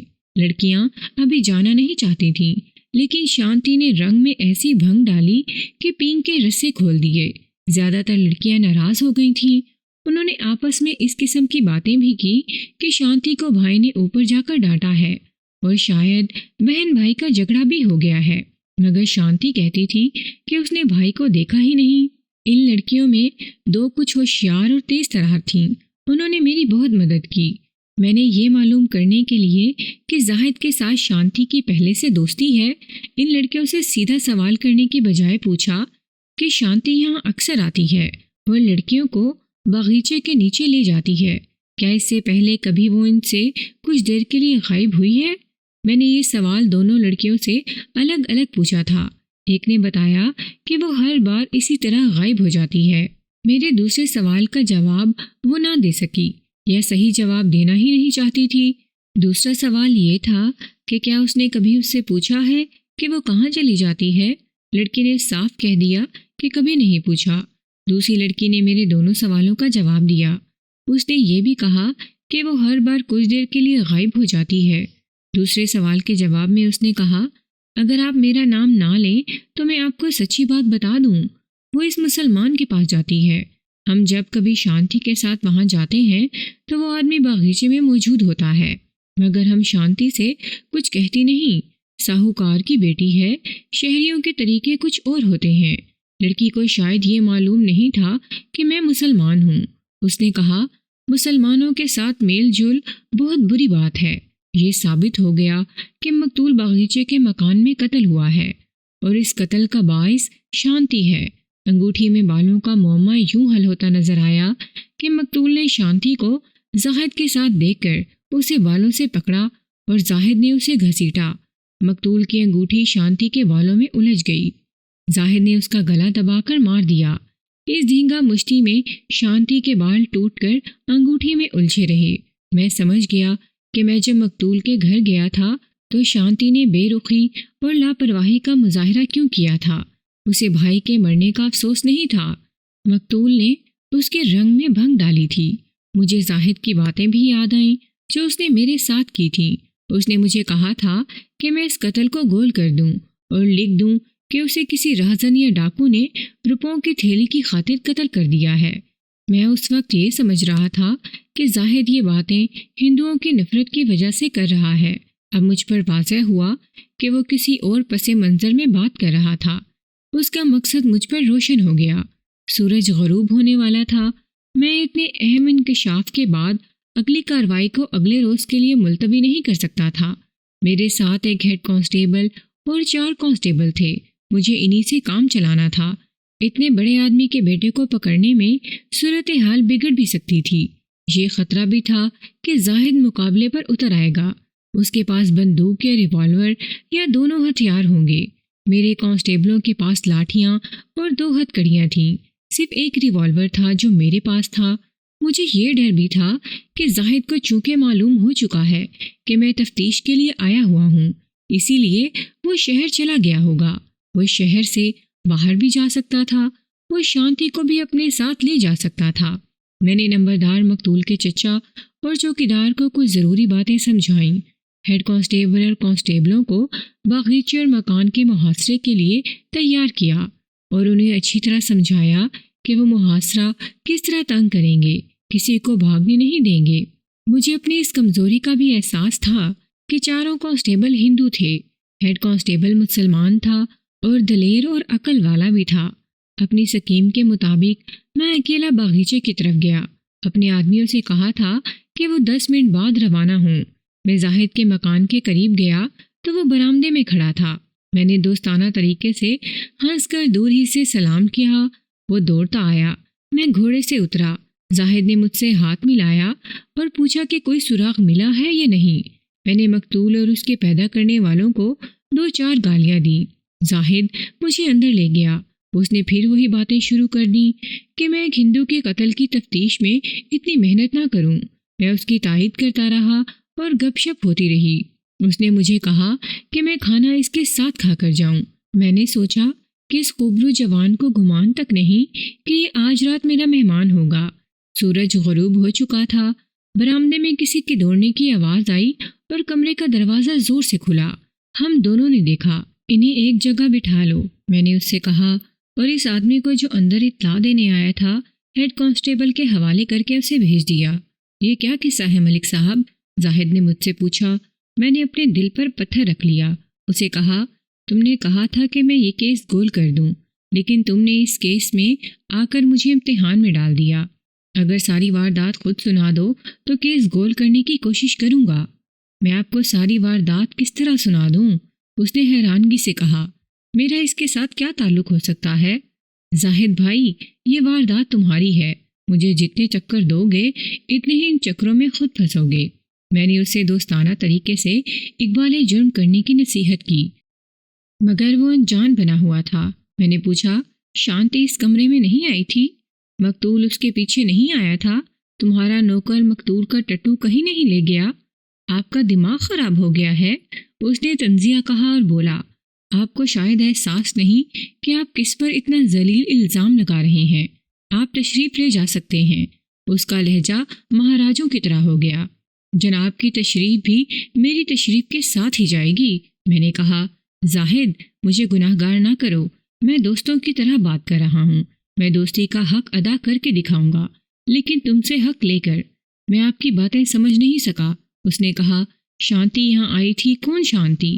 میں کسی شانتی کو نہیں جانتا۔ میں نے مقتول کافر کی کبھی صورت نہیں دیکھی۔ کچھ دیر ہمارے مکالمے چلتے رہے۔ وہ بولتے بولتے اٹھا اور کمرے میں ٹہلنے لگا۔ ٹہلتے ٹہلتے اس نے ایک الماری کھولی۔ میری طرف اس کی پیٹھ تھی۔ وہ اس وقت کچھ کہہ رہا تھا۔ اس نے الماری اس انداز سے کھولی تھی جیسے مجھے نکال کر کچھ دکھانا چاہتا ہو۔ میں اس کی ذرا ذرا سی حرکتیں بھی دیکھ رہا تھا۔ اس کا ہاتھ الماری کے اندر گیا اور میرا ہاتھ اپنے ریوالور پر گیا۔ میں نے آہستہ سے اٹھا اور دبے پاؤں اس کے پیچھے ہو گیا۔ وہ جوں ہی گھوما، میرے ریوالور کی نالی اس کے پہلو کے ساتھ لگ چکی تھی۔ میں نے دانستہ ریوالور بائیں ہاتھ میں رکھا تھا۔ اس کا ریوالور جو اس نے الماری سے نکالا تھا دائیں ہاتھ میں تھا۔ میں نے اس کی کلائی پر اتنی زور سے اس طرح ہاتھ مارا جس طرح قصاب ہٹی کاٹنے کے لیے چھرا مارتا ہے۔ اس کے ہاتھ سے ریوالور چھوٹ گیا۔ یہ سب 2 یا 3 سیکنڈ میں ہو گیا۔ میں نے اسے جھکنے نہیں دیا، پیچھے کو مڑنے بھی نہیں دیا۔ پیچھے سے ایک بازو اس کی گردن کے گرد لپیٹ کر گردن جکڑ لی۔ اس کا دم گھٹنے لگا تو اس نے دونوں ہاتھوں سے میرا بازو پکڑ لیا۔ وہ توانا جوان تھا، مگر اس کی گردن میرے بازو کے شکنجے میں آ چکی تھی، جس سے وہ ہار گیا۔ میں اسے پرے لے گیا اور چھوڑ دیا۔ اب اس کے چہروں پر مہاراجوں والی شان اور روب نہیں تھا۔ میں تمہیں گولی مار سکتا ہوں، میں نے کہا۔ اب کوئی حرکت نہ کرنا، صرف ایک موقع دیتا ہوں۔ جرم کا اقرار کرو گے؟ میں نے کوئی جرم نہیں کیا، اس نے جواب دیا۔ وہ اپنے گھوڑے پر چلنا پسند کرو گے یا پیدل؟ میں نے پوچھا۔ کہاں؟ Police station. میں نہیں جاؤں گا، اس نے کہا۔ میں نے ہیڈ کانسٹیبل کو آواز دی۔ وہ برآمدے میں کھڑا تھا، فوراً آ گیا۔ میں نے اسے ہتھکڑی لانے کو کہا۔ وہ باہر نکلا تو زاہد اٹھا اور بولا، ہتھکڑی نہ لگاؤ، میں اپنے گھوڑے پر ساتھ چلوں گا۔ میں نے اس کے ساتھ ہو کر اسے گھوڑے پر بٹھایا، اسے ہیڈ کانسٹیبل کے حوالے کیا۔ اس وقت گاؤں کا نمبردار 2 آدمیوں کے ساتھ وہاں آ چکا تھا۔ میں نے مکان کی تلاشی دی تو وہ چھوٹا سا ایک محل تھا۔ ایک الماری میں شراب کی بوتلیں بھی پڑی تھیں۔ مجھے وہاں واردات سے متعلق کوئی چیز نظر نہ آئی۔ زاہد کا ریوالور فرش پر پڑا تھا، وہ اٹھا لیا۔ اس میں 6 گولیاں تھیں، کچھ گولیاں الماری میں تھیں۔ مکان سے ایک 2 نالی بندوق بھی برآمد ہوئی۔ تلاشی اور اس کی کاغذی کارروائی پولیس کا ایک خاص طریقہ کار ہوتا ہے۔ ضروری نہیں کہ یہ بھی بیان کیا جائے۔ آپ کو واردات کے ساتھ دلچسپی ہے، وہ میں آپ کو سنا رہا ہوں۔ کچھ دیر بعد میں مکان پر پہرے کا انتظام کر کے زاہد کو ساتھ لیے شہر کی طرف جا رہا تھا۔ اس کا گھوڑا میرے ساتھ ساتھ تھا، میں بھی گھوڑے پر سوار تھا۔ میرا ہیڈ کانسٹیبل اور کانسٹیبل 9 آدمیوں کو اپنے ساتھ لا رہے تھے۔ میرے ذہن میں یہ خیال آیا کہ مجھے زاہد کو ہتھکڑی لگانی چاہیے تھی۔ اس کا گھوڑا بڑی اچھی نسل کا تھا اور وہ تجربہ کار سوار بھی تھا۔ میرا گھوڑا اس کے مقابلے میں کچھ نہیں تھا، یہ مانگا ہوا گھوڑا تھا۔ مجھے معلوم نہیں تھا کہ دوڑنے میں کیسا ہے۔ میں یہ سوچ رہا تھا کہ جس آدمی نے مجھے مارنے یا ڈرانے کے لیے الماری سے ریوالور نکال لیا تھا وہ بھاگ بھی سکتا تھا۔ زاہد دلیر تو تھا ہی، اس کی اصل دلیری اپنے باپ کی حیثیت کی وجہ سے تھی، جس کی ساری عمر انگریزوں کی خوشنودی اور مٹھی چاپی میں گزری تھی۔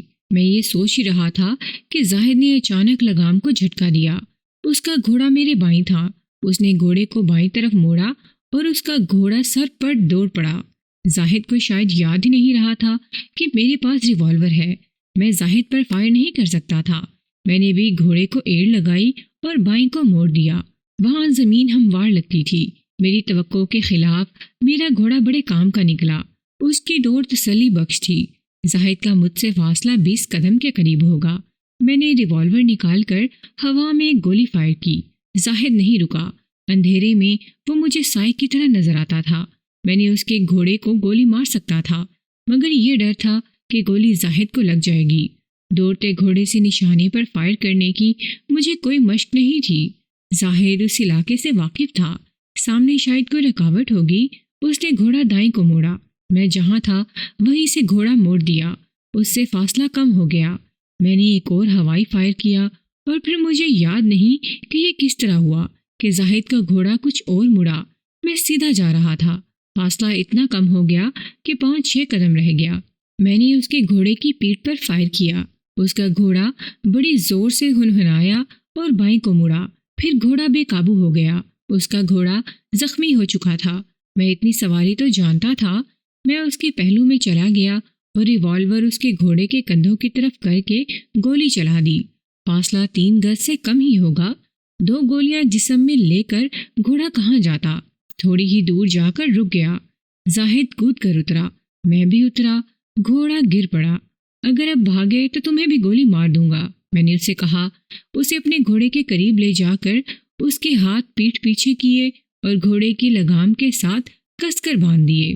پھر میں نے اپنے ہیڈ کانسٹیبل کو آوازیں دینی شروع کر دیں۔ وہ لوگ بہت دور رہ گئے تھے۔ میری آوازوں پر وہ دیر بعد مجھ تک پہنچے۔ زاہد کا گھوڑا تڑپ رہا تھا۔ میں نے کانسٹیبل سے ہتھکڑی لے کر زاہد کو لگا دی۔ 2 کانسٹیبلوں کو زاہد کے گھوڑے کے پاس چھوڑا۔ یہ شہادت کے لیے استعمال کرنا تھا۔ اگر پہرا نہ لگاتا تو صبح تک درندے اسے صاف کر جاتے۔ میں نے زاہد کے آدمیوں سے کہا کہ اگر کسی نے بھاگنے کی کوشش کی تو اسے گولی مار دی جائے گی۔ وہ ڈر گئے۔ میں گھوڑے پر سوار ہو گیا۔ تھانے پہنچے تو میں نے سب کو اپنے دفتر میں فرش پر بٹھا دیا۔ زاہد کو اس کے نوکروں کے ساتھ بٹھایا۔ محتاج و غنی ایک ہو گئے تو میں نے اپنے ASI سے کہا کہ جا کر شانتی کو لے کر آئے۔ زاہد کے گھوڑے کے پہرے کی بدلی اور کھانے وغیرہ کا انتظام کیا اور میں نہانے اور کھانا کھانے کے لیے چلا گیا۔ میں نے ملزم پکڑ لیے تھے، لیکن ان سے میرا کام ختم نہیں ہوا، بلکہ مشکلات وہیں سے شروع ہوتی تھیں۔ شانتی ہندو تھی۔ اس میں مشکل یہ تھی کہ وہ علاقہ ہندو اکثریت کا تھا۔ یہ کافر ایک ہندو لڑکی کی عزت بچانے کے لیے مقتول کو فراموش کر سکتے تھے اور میرے کام میں رخنے ڈال سکتے تھے۔ دولت ان کے ہاتھ میں تھی، انگریز ان کے ہاتھ میں تھا۔ یہی مشکل مجھے زاہد کے باپ کی طرف سے نظر آ رہی تھی۔ وہ گورنر تک پہنچنے والا آدمی تھا۔ اس لحاظ سے میں اسے بھی ہندوؤں کی قطار میں شامل کرتا تھا۔ میں مسلمان تھا اور پردیسی مسلمان۔ گویا اس کیس کا ایک سیاسی یا مذہبی پہلو بھی تھا۔ میں عدالت میں مقدمہ ہارنے کے لیے تیار نہیں تھا۔ صرف ایک پہلو مجھے روشن نظر آتا تھا، وہ یہ کہ مقتول ہندو اور قاتل مسلمان تھا۔ اس پہلو کو مجھے دیکھ کر امید بندھی تھی کہ ہندو مجھ پر نظر رکھیں گے کہ میں مسلمان ملزموں کی مدد تو نہیں کر رہا۔ اس کا مجھے بے حد قلق تھا، مگر مسلمان کا جرم دیکھیں کہ اس نے مجھے مارنے کے لیے ریوالور نکالا اور فرار کی کوشش بھی کی۔ میں کم و بیش 2 گھنٹوں بعد تھانے میں گیا۔ آدھی رات ہونے کو تھی۔ شانتی الگ کمرے میں بیٹھی تھی، باقی ملزم میرے کمرے میں تھے۔ انہیں پانی کا گھونٹ بھی نہیں پینے دیا گیا تھا۔ میں نے شانتی کو اپنے ساتھ لیا اور اپنے دفتر میں آ گیا۔ اس کے ساتھ کوئی بات نہ کی، اسے ملزموں کے سامنے کھڑا کر دیا۔ اس نے سب کو دیکھا، زاہد کو بھی دیکھا۔ میں اسے پھر دفتر سے باہر لے گیا۔ پیچھے ایک اور کمرہ تھا جس کی ویرانی اور ہیبت کے تو ہم عادی ہو چکے تھے۔ نئے آدمی کا وہاں دم گھٹنے لگتا تھا۔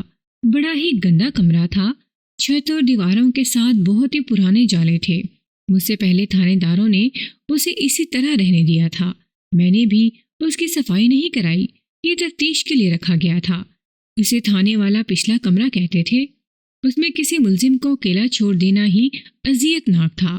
وہاں رات بھر ملزموں کو جسمانی اور ذہنی اذیتیں دی جاتی تھیں۔ مجھ سے پہلے اس کمرے میں یکے بعد دیگرے 2 ملزم اذیتوں کی تاب نہ لا کر مر گئے تھے۔ میں اب شانتی جیسی خوبصورت لڑکی کو وہاں لے جا رہا تھا۔ میرے پیچھے پیچھے ایک کانسٹیبل لالٹین اٹھائے دوڑتا آیا اور جا کر لالٹین کمرے میں رکھ دی۔ میں جب اس کمرے میں داخل ہوا تو میری نظر اس انسانی کھوپڑی اور ہڈیوں پر پڑی جو 2 روز پہلے ایک چوکیدار کہیں سے اٹھا لایا تھا۔ میں نے اپنے اسٹاف سے کہا کہ انہیں کہیں دفن کر دینا، لیکن قتل کی تفتیش میں مصروف ہونے کی وجہ سے کسی نے بھی ادھر دھیان نہ دیا۔ کمرے میں ایک بینچ پڑا تھا۔ میں نے شانتی کو بینچ پر بٹھا دیا اور کھوپڑی اٹھا کر اس کے سامنے زمین پر رکھ دی۔ دوسری ہڈیاں بھی ساتھ رکھ دیں۔ شانتی کی ہلکی سی چیخ نکل گئی اور اس کا اتنا صاف ستھرا رنگ لالٹین کی روشنی کی طرح زرد ہو گیا۔ میں بالکل خاموش تھا۔ خاموشی سے باہر نکلا اور دروازہ بند کر دیا۔ دروازے کے باہر ایک کانسٹیبل کھڑا کر دیا۔ میں نے اس کانسٹیبل کو اور 2 اور کانسٹیبلوں کو ہدایت دی۔ یہ کانسٹیبل سیاہ کالے رنگ کے اور موٹے بھدے جسم کے تھے۔ انہوں نے میری ہدایت پر عمل کرتے ہوئے یہ کام شروع کر دیا کہ ان میں سے ایک پچھلے کمرے میں جاتا، لڑکی کو گھور کر دیکھتا، کچھ دیر دیکھتا رہتا اور اس کے ارد گرد آہستہ آہستہ چکر لگا کر باہر آ جاتا۔ 10-15 منٹ بعد دوسرا جاتا اور یہی عمل دہرا کر آ جاتا۔ میں اس دوران زاہد کو اپنے دفتر میں اپنے سامنے کرسی پر بٹھا لیا اور دوسرے افراد کو باہر بھیج دیا۔ مجھے ایک اور خیال آیا۔ اس کے مطابق میں زاہد کو ایک کانسٹیبل کے حوالے کر کے باہر نکلا۔ زاہد ابھی تک ہتھکڑی میں تھا۔ میں نے باہر ان 9 افراد سے کہا، تم سب غریب آدمی ہو، اپنی محنت کی کمائی کھاتے ہو، میں تم میں سے کسی کو مصیبت میں نہیں ڈالنا چاہتا۔ امیروں کے گناہ کی سزا اپنے سر نہ لو، مجھے صاف صاف بتا دو کہ کیا ہوا ہے اور اپنی جانیں بچاؤ۔ جتنا جھوٹ بولو گے اتنی ہی زیادہ سزا پاؤ گے۔ اس لڑکی نے مجھے ساری واردات سنا دی ہے، تمہارا آقا بھی مان گیا ہے۔ اب تم کس کی صفائی میں بیان دو گے؟ تم میں سے شانتی کو اور اس کے بھائی کو مکان کے اندر جاتے کس کس نے دیکھا تھا؟ فوراً بولو۔ کسی کا یہ کہنا کہ مفلسی ایک جرم ہے 100% سچ ہے۔ ان غریب مزاروں اور نوکروں سے یہ روپے پیسے والے لوگ جرم کرواتے تھے، ان سے جھوٹ بلواتے تھے، خود شراب پیتے اور انہیں انعام کے طور پر ذرا اچھی قسم کی روٹی دے دیتے تھے۔ بچوں کا پیٹ بھرنے کے لیے یہ مفلس لوگ اپنا دین اور دھرم برباد کرتے تھے۔ ان بد نصیبوں میں سے 9 میرے سامنے بیٹھے تھے۔ وہ اپنے آقا کے گناہ کے ملزم تھے۔ میں نے انہیں ہمدردی کے لہجے میں دھمکی دی تو ان کی یہ حالت ہو گئی جیسے ان کے لیے فیصلہ کرنا ممکن نہیں کہ وہ آقا کی طرفداری کریں یا تھانے دار کی۔ ان کے لیے دونوں طرف لعنت اور مصیبت تھی۔ ان میں سے ایک نے اظہار بھی کر دیا اور وہ رو پڑا۔ میں نے ان کا حوصلہ بڑھایا، نتائج سے بھی خبردار کیا تو انہوں نے ایک دوسرے کی طرف دیکھا۔ ان میں سے ایک بوڑھا تھا، اس نے سب سے کہا کہ تھانے دار جی جو پوچھتے ہیں بتا دو۔ 3 آدمیوں نے ہاتھ کھڑے کر دیے۔ میں انہیں الگ لے گیا اور کہا کہ تینوں اکٹھے بتاؤ کہ تم نے کیا دیکھا تھا۔ ان میں سے ایک نے بتانا شروع کیا، دوسرے 2 اسے لقمے دیتے رہے۔ یہ تینوں مکان میں ملازم تھے۔ معلوم ہوا کہ 1 سال گزرا شانتی پہلی بار اس مکان میں آئی تھی۔ طوفانی بارش شروع ہو گئی تھی۔ اتنا تیز جھکڑ تھا کہ کئی درخت ٹوٹ گئے تھے۔ ندی میں سیلاب آ گیا تھا۔ نیچے ندی کے کنارے مقتول کے چچا کے گاؤں کی لڑکیاں کھیل رہی تھیں۔ زاہد شاید برآمدے میں تھا۔ اسے اس طوفان میں ایک لڑکی کہیں نظر آئی، وہ بھی لڑکیوں کے ساتھ تھی۔ باقی لڑکیاں بھاگ گئی تھیں۔ یہ لڑکی اوپر آ گئی۔ زاہد دوڑتا گیا اور اسے اپنے ساتھ مکان میں لے آیا۔ طوفان تھمنے تک لڑکی اندر رہی۔ شام ہونے کو تھی جب زاہد نے لڑکی کو گھوڑے پر بٹھایا۔ دوسرا گھوڑا نہیں تھا، وہ خود پیدل ساتھ گیا اور لڑکی کو گاؤں میں چھوڑ آیا۔ اس کے بعد 10-15 دنوں بعد گاؤں کی لڑکیاں نیچے ہنسنے کھیلنے اور پینک جھولنے آتیں، اور یہ لڑکی ان سے الگ ہو کر اوپر آ جاتی اور زاہد کے ساتھ اندر چلی جاتی۔ وہ 1-2 گھنٹہ اندر رہتی تھی۔ معلوم ہوتا تھا کہ زاہد کو لڑکی پہلے پیغام دے دیتی تھی کہ وہ کہاں جا رہی ہے۔ اگر زاہد شہر میں ہو تو وہ اپنے باغیچے میں چلا جاتا تھا۔ نوکروں کو پتہ چل گیا تھا کہ لڑکی کون ہے اور کہاں سے آتی ہے۔ زاہد نے سب کو سختی سے کہہ دیا تھا کہ کسی کو پتہ نہ چلے۔ یہ شانتی تھی۔ واردات کے روز شانتی آئی۔ زاہد نے ان تینوں نوکروں کو بتا دیا تھا کہ وہ آج آئے گی۔ وہ آئی اور زاہد کے پاس اندر چلی گئی۔ بہت دیر بعد ایک آدمی جو ٹٹو پر سوار تھا ندی کی طرف سے اوپر آیا۔ اس نے ایک دیہاتی لڑکی کے پاس رک کر کچھ پوچھا، پھر وہ سیدھا مکان تک گیا اور ٹٹو سے اتر کر اندر چلا گیا۔ معلوم نہیں اندر کیا ہوا۔ زیادہ دیر نہیں گزری تھی کہ زاہد نے باہر آ کر ایک نوکر کو آواز دی۔ نوکر آیا تو زاہد نے اسے کچھ کہا۔ نوکر ٹٹو لے کر چلا گیا۔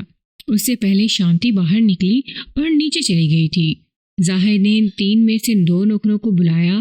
وہ اندر گئے تو فرش پر وہ آدمی پڑا تھا جو ٹٹو پر سوار آیا تھا۔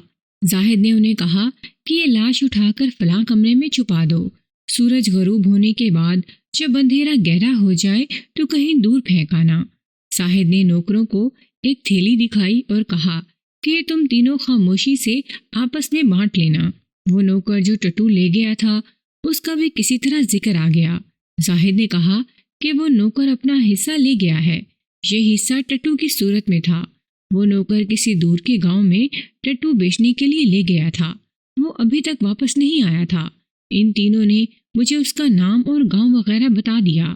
شام اندھیری ہو گئی تو یہ تینوں نوکر مقتول کی لاش کو زاہد کے گھوڑے پر ڈال کر چل پڑے اور وہاں جا پھینکی جہاں سے برآمد ہوئی تھی۔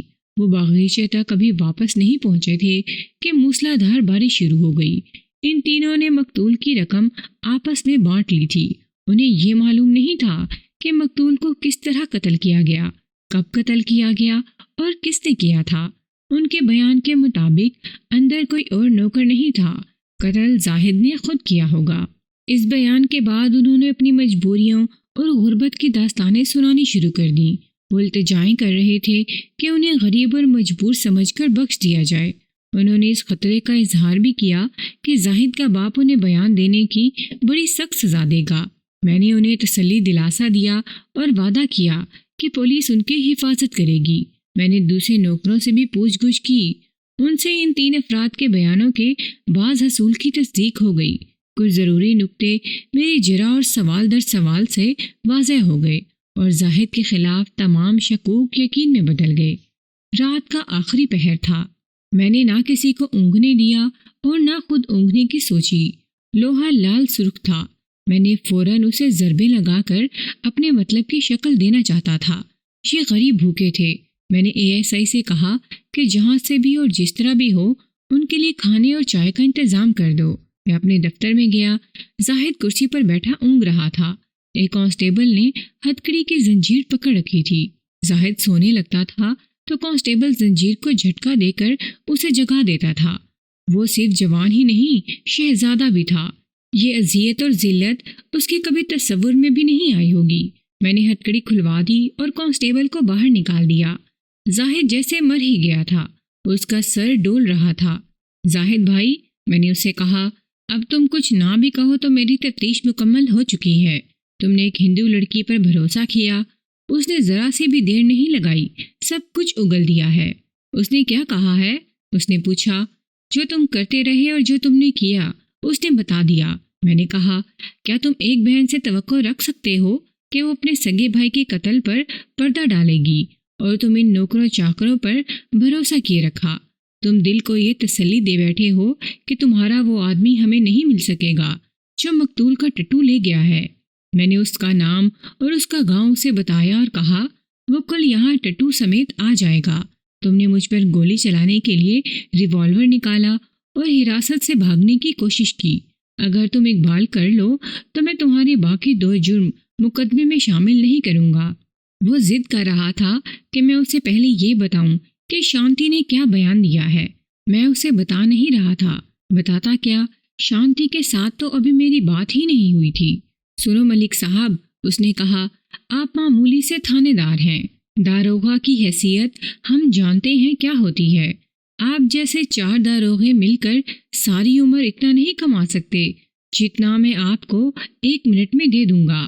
اگر آپ رقم کو ہاتھ میں لینے سے ڈرتے ہیں تو مجھے اپنے گھر کا پتہ بتائیں، رقم وہاں پہنچ جائے گی۔ اگر اس سے دگنی رقم میرے آگے رکھ دو تو ابھی تم یہاں سے نہیں نکل سکو گے۔ میں نے کہا، تمہیں مسلمان سمجھ کر تمہارے ساتھ دوستانہ باتیں کر رہا ہوں، مجھے اب تمہارے بیان کی ضرورت ہی نہیں۔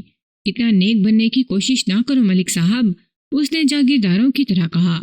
آپ جیسے تھانے دار میرے دروازے پر آ کر بیٹھا کرتے ہیں، بتاؤ کیا لیتے ہو؟ صبح پوری رقم مل جائے گی، لکھ دو مقتول کو رہزنوں نے قتل کیا ہے۔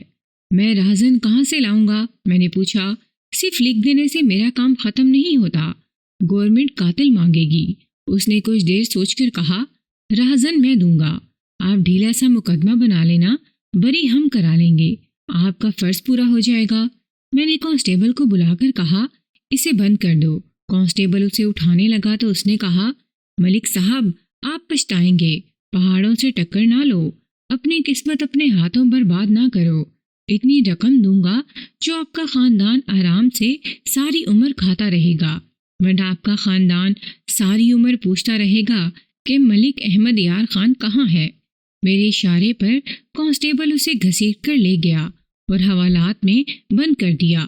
میں پچھلے کمرے میں گیا تو شانتی بینچ پر اس طرح بیٹھی تھی کہ اس کے پاؤں بینچ پر تھے، اس نے سر گھٹنوں میں دے رکھا تھا، اس کا سارا جسم کانپ رہا تھا۔ میرے قدموں کی آہٹ پر اس نے سر اٹھایا اور مجھے دیکھا۔ اس بھیانک کمرے نے کھوپڑی اور ہڈیوں نے اور 2 کانسٹیبلوں نے باری باری اندر جا کر اسے صرف گھور گھور کر اس کے اعصاب توڑ ڈالے تھے۔ ان حالات میں نیند کا تو سوال ہی پیدا نہیں ہوتا تھا۔ اس کے ساتھ وہ خوفناک راز جسے وہ چھپانے کی کوشش کر رہی تھی، اسے زہریلے سانپ کی طرح ڈنک مار رہا تھا۔ مجھے دیکھتے ہی وہ جلدی سے اٹھی اور میرے پاؤں میں گر پڑی۔ اس نے میرے پاؤں پکڑ لیے، پھر میری ٹانگوں کے ساتھ لپٹ کر سر میرے ایک گھٹنے کے ساتھ لگا کر کچھ کہے بغیر کانپنے لگی۔ میں نے اسے اٹھایا، مجھے یہاں سے نکالو، مجھے یہاں سے نکال لو۔ اس نے ہاتھ جوڑ کر کہا، مجھے پھانسی دے دو۔ میں نے اسے بینچ پر بٹھا دیا اور اس کے پاس بیٹھ کر پوچھا، تمہارے بھائی کو کس نے قتل کیا ہے؟ پہلے یہاں سے نکالو۔ اس نے دونوں ہاتھ میرے گھٹنوں پر رکھ دیے۔ میں جھوٹ نہیں بولوں گی، پہلے بتاؤ تمہارے بھائی کو کس نے قتل کیا ہے؟ میں نے اپنا سوال دہرایا۔ میں نے، اس نے خوفزدہ لہجے میں کانپتی ہوئی آواز میں کہا، اپنے بھائی کو میں نے قتل کیا ہے۔ میرے لیے جواب قابل قبول نہیں تھا۔ یہ لڑکی اتنی دلیر نہیں ہو سکتی تھی کہ کسی کو قتل کر دے، اور وہ بھی اپنے بھائی کو۔ وہ زاہد کو بچانے کی کوشش کر رہی تھی، یہ محبت کی شدت تھی۔ تم اپنا وعدہ پورا نہیں کر رہی، میں اپنا وعدہ پورا نہیں کروں گا۔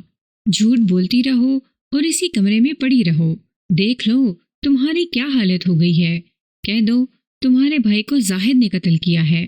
وہ اپنے مذہب کی جس قدر قسمیں کھا سکتی تھی اس نے کھائیں۔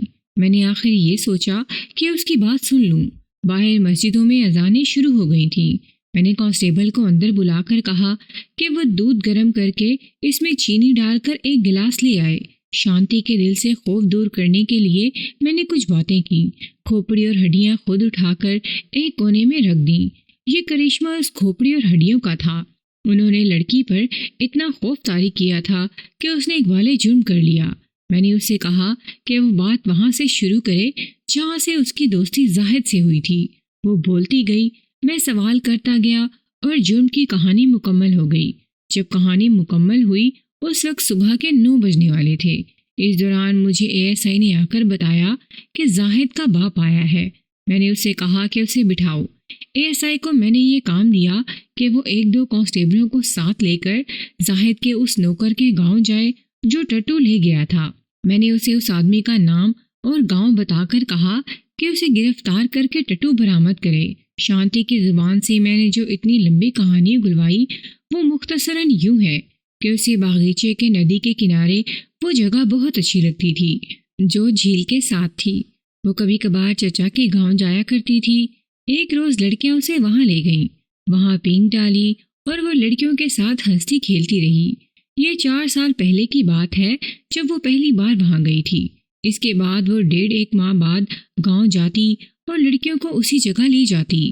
1 سال پہلے کا واقعہ ہے کہ وہ اسی جگہ لڑکیوں کے ساتھ کھیل رہی تھی کہ اچانک گھٹا چھا گئی۔ فوراً ہی بہت تیز آندھی آ گئی اور اس کے ساتھ موسلا دھار بارش شروع ہو گئی۔ بجلی چمکتی اور کڑکتی تھی۔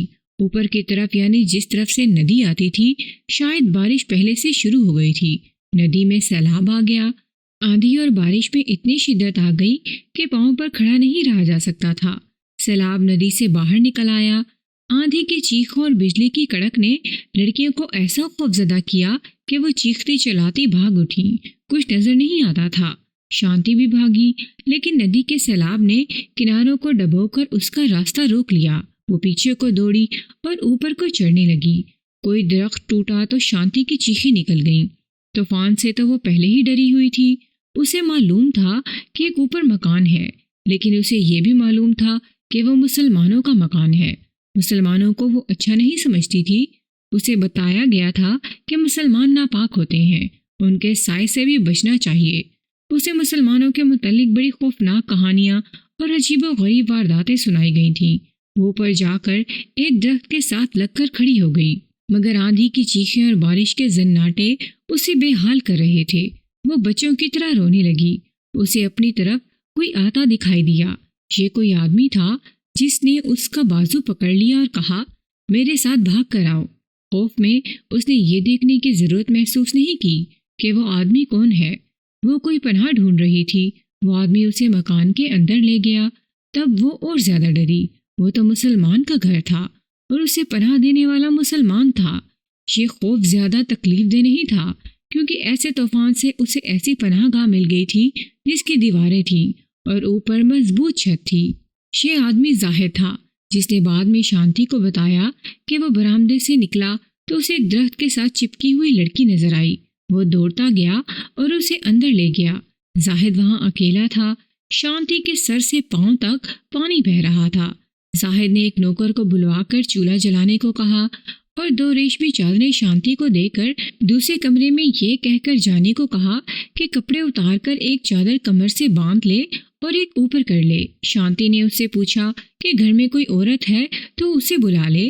زاہد نے اسے بتایا کہ یہاں کوئی عورت نہیں ہے اور وہ اسی کو عورت سمجھ لے۔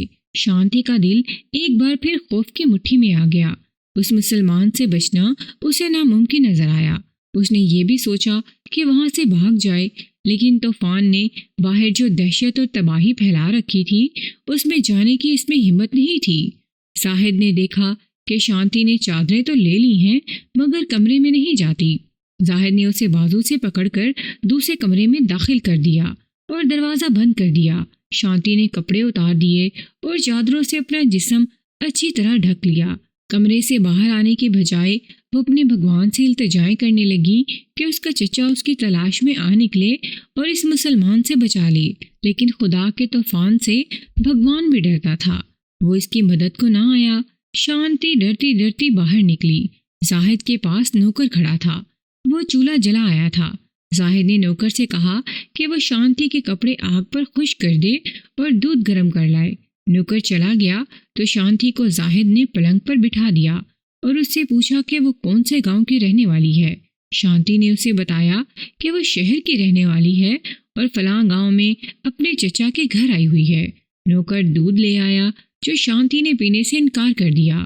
زاہد نے اسے ہنس کر کہا، وہ جانتا ہے کہ وہ مسلمان کے ہاتھ سے کچھ کھانے پینے کو پاپ سمجھتی ہے، لیکن اس حالت میں اسے دودھ کی ضرورت ہے۔ زاہد کا انداز ایسا تھا کہ شانتی نے دودھ پی لیا۔ زاہد نے کچھ ایسی باتیں شروع کر دیں جن سے ظاہر ہوتا تھا کہ وہ زندہ دل آدمی ہے، لیکن ایسا کوئی اشارہ نہیں ملتا تھا کہ وہ شانتی کو ایک خوبصورت اور جوان لڑکی سمجھ کر اسے رام کرنے کی کوشش کر رہا ہے۔ اس نے شانتی کو بال خشک کرنے کے لیے تولیہ دیا۔ اس کی باتوں میں لطیفے زیادہ تھے۔ جوں وقت گزرتا گیا شانتی کے دل سے خوف کم ہوتا گیا۔ نوکر کپڑے خشک کر کے لے آیا۔ طوفان میں ابھی کمی نہیں آئی تھی۔ 1.5 گھنٹہ گزر چکا تھا۔ زاہد نے اسے کپڑے دے کر کہا کہ دوسرے کمرے میں جا کر پہن لے۔ اس نے کمرے میں جا کر کپڑے بدل لیے اور واپس آ کر پلنگ پر بیٹھ گئی۔ وہ زاہد کو گہری نظروں سے دیکھ رہی تھی اور سوچ رہی تھی کہ یہ اتنا جوان آدمی ہے اور مسلمان بھی ہے، اس نے اسے ابھی چھیڑا نہیں۔ وہ چھیڑ چھاڑ کے موڈ میں معلوم ہی نہیں ہوتا تھا۔ اس نے شانتی سے صرف یہ ذاتی سوال پوچھا کہ وہ شادی شدہ ہے یا نہیں۔ شانتی نے اسے بتایا کہ وہ بھی غیر شادی شدہ ہے۔ اس سے یہ موضوع چل پڑا کہ ہندو لڑکی شادی کے فوراً بعد بیوہ ہو جائے تو وہ دوسری شادی نہیں کر سکتی۔ اپنی سہیلیوں کو بھی اس سے ملنے سے منع کر دیا جاتا ہے۔ اس بیچاری کی جوانی اور ساری زندگی اندھیر ہو جاتی ہے۔ زاہد نے ہندو نوجوان بیوہ کا ایسا نقشہ پیش کیا کہ شانتی کا دل گھبرا گیا۔ اس نے مسلمانوں کی ازدواجی زندگی کے متعلق باتیں پوچھی۔ زاہد نے اسے ایسی تصویر دکھائی جو شانتی کو بہت پسند آئی۔ شانتی نے اسے کہا کہ مسلمانوں کے متعلق اسے بتایا گیا ہے کہ عورت کے معاملے میں بڑے وحشی ہوتے ہیں۔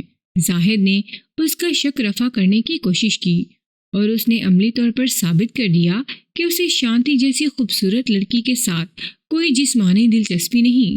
شانتی زاہد کی ظاہری شکل سے تو متاثر ہو ہی گئی تھی۔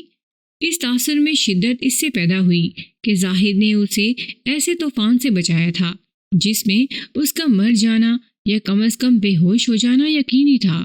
اپنے گاؤں تک پہنچنا ممکن ہی نہیں تھا۔ اس کے ساتھ زاہد کا یہ سلوک جس کی شانتی کو توقع ہی نہیں تھی، اس پر جادو کا اثر کر رہا تھا۔ مگر یہ اچھا سلوک اسے کچھ پریشان بھی کرنے لگا۔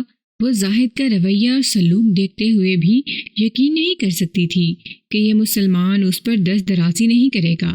زاہد نے اسے اتنا بے تکلف کر لیا تھا کہ وہ یوں ہی بول پڑی، کہنے لگی، میں مان نہیں سکتی کہ تم مجھے اسی طرح گاؤں پہنچا دو گے جس طرح باہر سے لائے تھے۔ شانتی نے اپنے متعلق بتایا کہ اسے اپنی خوبصورتی پر ناز تھا اور اسے احساس تھا کہ لوگ اسے رک رک کر دیکھا کرتے ہیں۔ زاہد نے اسے جواب دینے کے بجائے یہ کہا، تم دال پانی کھانے والی لڑکی ہو، گوشت کھایا کرو، تمہارے وہم دور ہو جائیں گے۔ شانتی کو ہنسی آ گئی۔ اس نے کہا کہ ہندو مذہب میں گوشت کھانا حرام ہے۔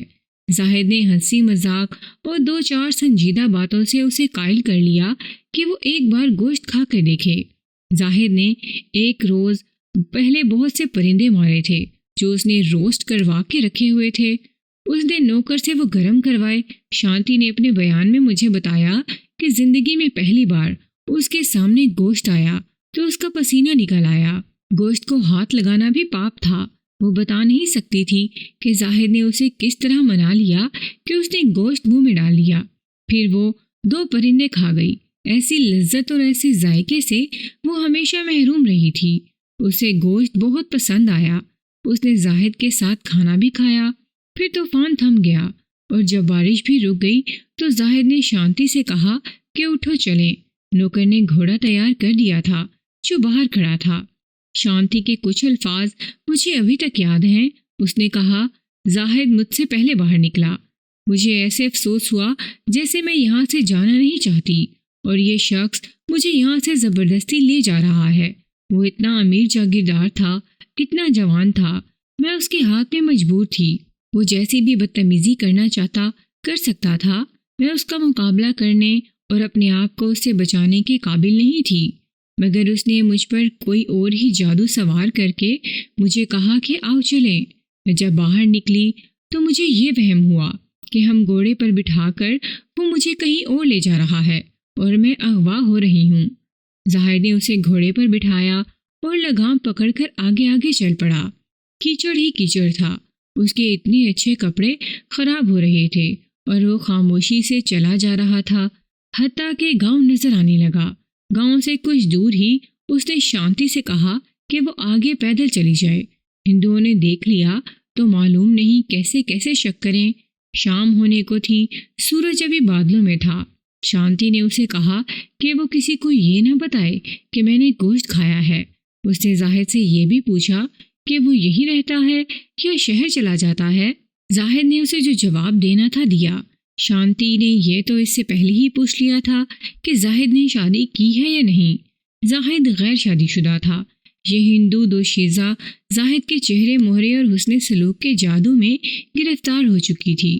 اس جادو کو اس کے چچا اور چچی نے اور زیادہ پختہ اور گہرا کر دیا۔ وہ اس طرح کہ وہ چچا کے گھر میں داخل ہوئی تو چچا اطمینان سے بیٹھا تھا۔ اس نے شاید ایسی ضرورت ہی محسوس نہیں کی تھی کہ باہر جا کر شانتی کو تلاش کرتا۔ اس نے لڑکیوں سے پوچھا تھا کہ شانتی کہاں ہے۔ یہ لڑکیاں بڑی بری حالت میں بھاگ کر گاؤں پہنچ گئی تھیں۔ ان میں سے ایک لڑکی نے بتایا کہ اس نے شانتی کو اوپر باغیچے کی طرف جاتے دیکھا تھا۔ اس سے اس کے چچا اور چچی کی تسلی ہو گئی تھی کہ وہ ندی کے سیلاب میں بہہ نہیں گئی۔ جب چچا اور چچی کو پتہ چلا کہ ایک مسلمان لڑکے کے پاس رہی ہے تو دونوں نے کانوں پہ ہاتھ رکھ کر چھی چھی کی اور ہاتھ جوڑ کر گھبراہٹ میں پوچھا، ایک ملیچ کے پاس تم نے اتنا وقت گزارا؟ چھی چھی، وہاں سے کچھ کھا تو نہیں لیا تھا؟ اس کے ہاتھ سے پانی تو نہیں پی لیا تھا؟ تمہارے ماں باپ کو ہم کیا جواب دیں گے؟ اسی طرح سخت نفرت کا اظہار کر کے چچا گاؤں کے پنڈت کے پاس چلا گیا۔ واپس آ کر وہ شانتی کو ساتھ لے گیا۔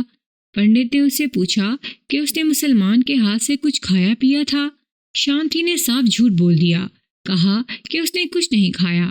دوسرے سوال نے شانتی کا یہ حال کر دیا کہ غصے سے اس کا خون ابلنے لگا۔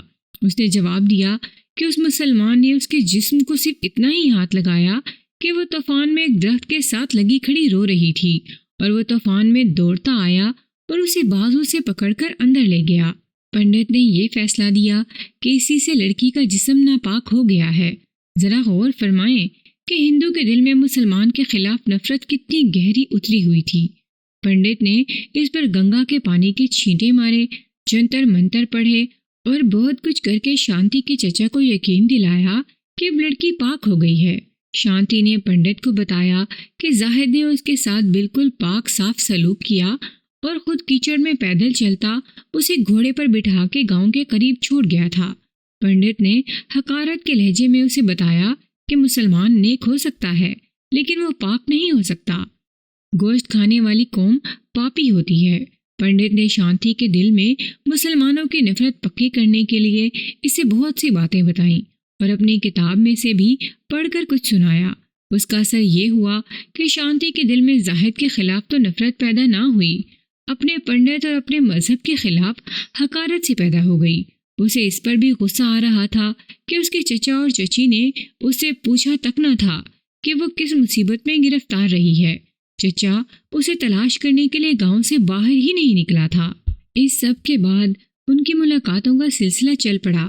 شانتی گھر میں باغی ہو گئی۔ اسے اپنے گھر سے اور گھر کے افراد سے لگاؤ نہ رہا۔ چچا کے گاؤں کی 2 لڑکیوں نے دیکھ لیا کہ وہ ہر بار اوپر جاتی ہے۔ انہوں نے شانتی کو منع کیا کہ وہ مسلمان سے نہ ملا کرے۔ شانتی نے جھوٹ بولا کہ وہ صرف باغیچے کی سیر کے لیے جاتی ہے۔ ملاقاتیں زیادہ ہونے لگیں تو شانتی کے بھائی کو بھی پتہ چل گیا کہ وہ زاہد سے ملتی ہے۔ ان کی 2 ملاقاتیں شہر میں بھی ہوئی تھیں۔ بھائی نے اسے روکا تو شانتی نے اسے کھری کھری سنا دیں۔ گھر میں شانتی کا رویہ اتنا سخت ہو گیا کہ اس کے ماں باپ دبک گئے۔ یہاں مجھے اس سوال کا جواب مل گیا کہ ہندو لڑکیوں کو 14-15 سال کی عمر میں کیوں بیاہ دیا کرتے تھے۔ شانتی کی ابھی تک شادی کیوں نہیں ہوئی؟ یہ اس کا خود سر طبیعت کا نتیجہ تھا۔ زاہد کے اثر نے اسے اتنا خود سر کر دیا کہ اب کوئی اس کا رشتہ مانگتا ہی نہیں تھا۔ مشہور ہو گیا تھا کہ شانتی منہ پھٹ اور بدتمیز لڑکی ہے۔ اپنے بھائی کے ساتھ اس کی بول چال اتنی ہی رہ گئی تھی کہ کوئی مطلب کی بات مجبوراً کرنی ہوتی تو دونوں کے درمیان ہوں ہاں ہو جاتی تھی۔ باپ تک کو وہ پلے نہیں باندھتی تھی۔ اسے دراصل زاہد نے دلیر بنا دیا تھا۔ اس کا بھائی اسے اکثر کہا کرتا تھا کہ زاہد میں یہی خرابی نہیں کہ وہ مسلمان ہے بلکہ وہ بدکار مسلمان ہے۔ شانتی نے یہ کبھی بھی اس کے سامنے اقبال نہیں کیا تھا کہ وہ زاہد سے ملتی ہے۔ ایک روز شانتی چچا کے گاؤں گئی۔ اس گاؤں کی ایک غریب سی لڑکی اسے ملی اور اسے الگ لے جا کر بہت روئی۔ اس نے شانتی کو بتایا کہ اس کا باپ شانتی کے باپ کا مقروض ہے۔ چند دن گزرے، شانتی کا بھائی اس لڑکی کے باپ سے سود وصول کرنے گیا۔ یہ لڑکی گاؤں سے تھوڑی دور کھیتوں میں کچھ کر رہی تھی۔ شانتی کے بھائی نے اس پر دست درازی کی اور یہ لالچ بھی دیا کہ وہ اس کے باپ کا بہت سارا سود معاف کر دے گا۔ لڑکی نے بڑی مشکل سے اس سے اپنی عزت بچائی۔ اس نے اپنے باپ سے اس واقعے کا ذکر نہ کیا۔ وہ بہت پریشان تھی، کہتی تھی کہ وہ لوگ اس کے بھائی کے مقروض ہیں، جب تک قرض ادا نہیں ہوگا بھائی اسے پریشان کرتا رہے گا۔ شانتی کو بہت غصہ آیا۔ اس کے دل میں بھائی کی نفرت بیٹھ گئی اس روز بھی وہ زاہد کو باغیچے میں ملی تھی۔ اپنے گھر آئی تو بھائی نے ڈانٹ کر کہا کہ وہ باغیچے میں ضرور گئی ہوگی۔ اس نے زاہد کو برا بھلا کہا تو شانتی نے کہا، بدکار زاہد نہیں تم ہو جس نے کھیتوں میں ایک غریب لڑکی کی عزت پر ہاتھ ڈالا تھا۔ اس گھر میں بہت ہنگامہ ہوا۔ بھائی نے شانتی کے منہ پر تھپڑ مارا۔ وہ دبلا پتلا آدمی تھا۔ شانتی نے اس پر حملہ کر دیا اور اس کی گردن پکڑ لی۔ بھائی نے دونوں ہاتھوں میں اس کے بال پکڑ کر کھینچے۔ شانتی نے اس کی گردن چھوڑ دی۔ ماں باپ اور بھائی کی بیوی نے انہیں الگ کر دیا۔ شانتی کے بھائی کی بیوی بھی کمسن لڑکی تھی۔ خاموشی سے گھر کی بے مزگی برداشت کرتی رہتی تھی۔ اس جھگڑے کے 6-7 دن بعد شانتی چچا کی گاؤں گئی۔ اس کے بیان کے مطابق شہر میں وہ اداس اور گھٹی گھٹی رہتی تھی، لیکن گاؤں میں جا کر اس پر ہنسنے کھیلنے کا موڈ طاری ہو جاتا تھا۔ گاؤں کی لڑکیاں اس کی زندہ دلی اور ہنس مکھ طبیعت کی وجہ سے اس کے گرد جمع ہو جاتیں اور اس کی ہر بات مانتی تھیں۔ وہ حسب معمول لڑکیوں کو باغیچے کے نیچے والے علاقے میں لے گئی، اور جب لڑکیاں پینگ جھولنے اور جھیل میں نہانے میں مشغول ہو گئیں تو شانتی اوپر چلی گئی۔ زاہد اس کا منتظر تھا۔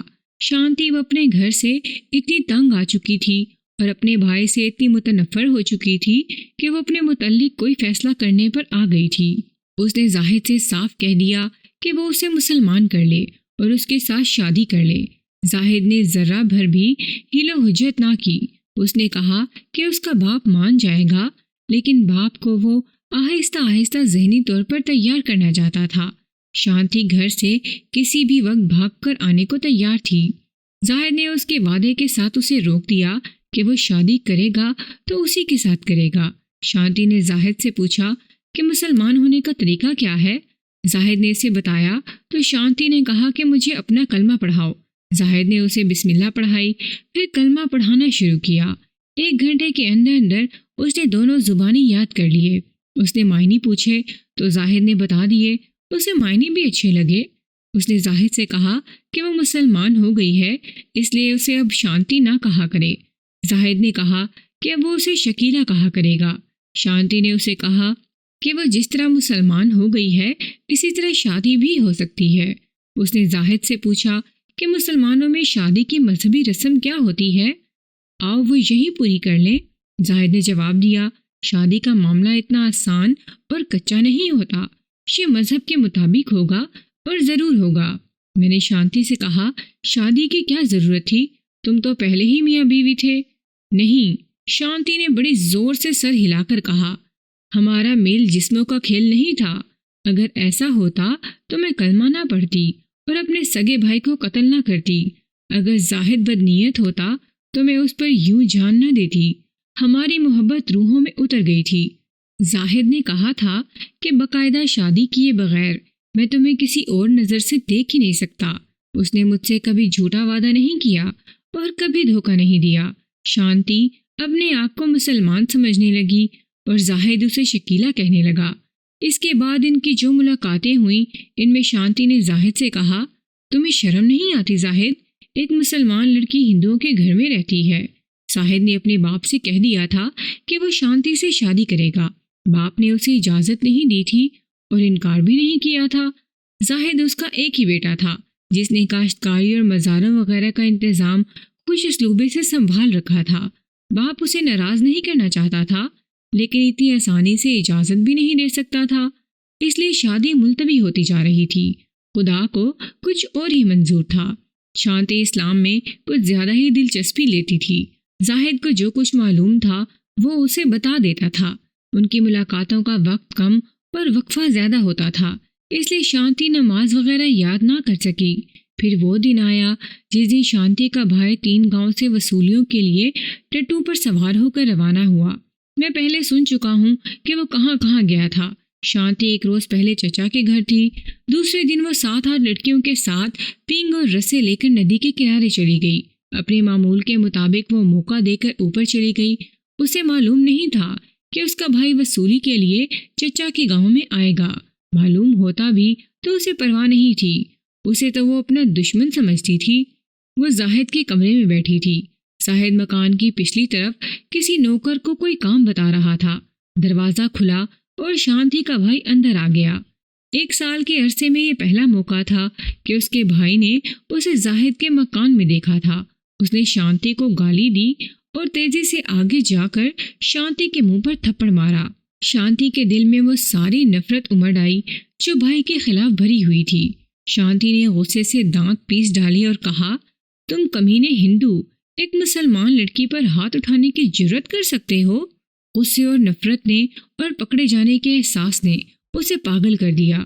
اس نے بھوکی شیرنی کی طرح جھپٹ کر بھائی کی گردن دونوں ہاتھوں میں پکڑ لی۔ بھائی نے دونوں ہاتھوں سے اس کے بال مٹھیوں میں لے لیے اور پوری طاقت سے بالوں کو جھٹکے دیے۔ درد کی شدت سے شانتی کے ہاتھ بھائی کی گردن سے ڈھیلے ہونے کی بجائے اور سخت ہو گئے۔ شانتی کے بیان کے مطابق وہ بھائی کو جان سے نہیں مارنا چاہتی تھی، مگر اس کے ہاتھوں کا شکنجہ بالوں کے درد سے بہت ہی تنگ ہو گیا۔ اتنے میں زاہد اندر آ گیا۔ اس کی آواز سنائی دی، کیا ہو رہا ہے شکیلا؟ اس نے دونوں کے بازو پکڑ لیے، وہ انہیں چھڑا رہا تھا۔ شانتی نے بھائی کی گردن چھوڑ دی، لیکن بھائی نے اس کے بال نہ چھوڑے۔ وہ گر پڑا۔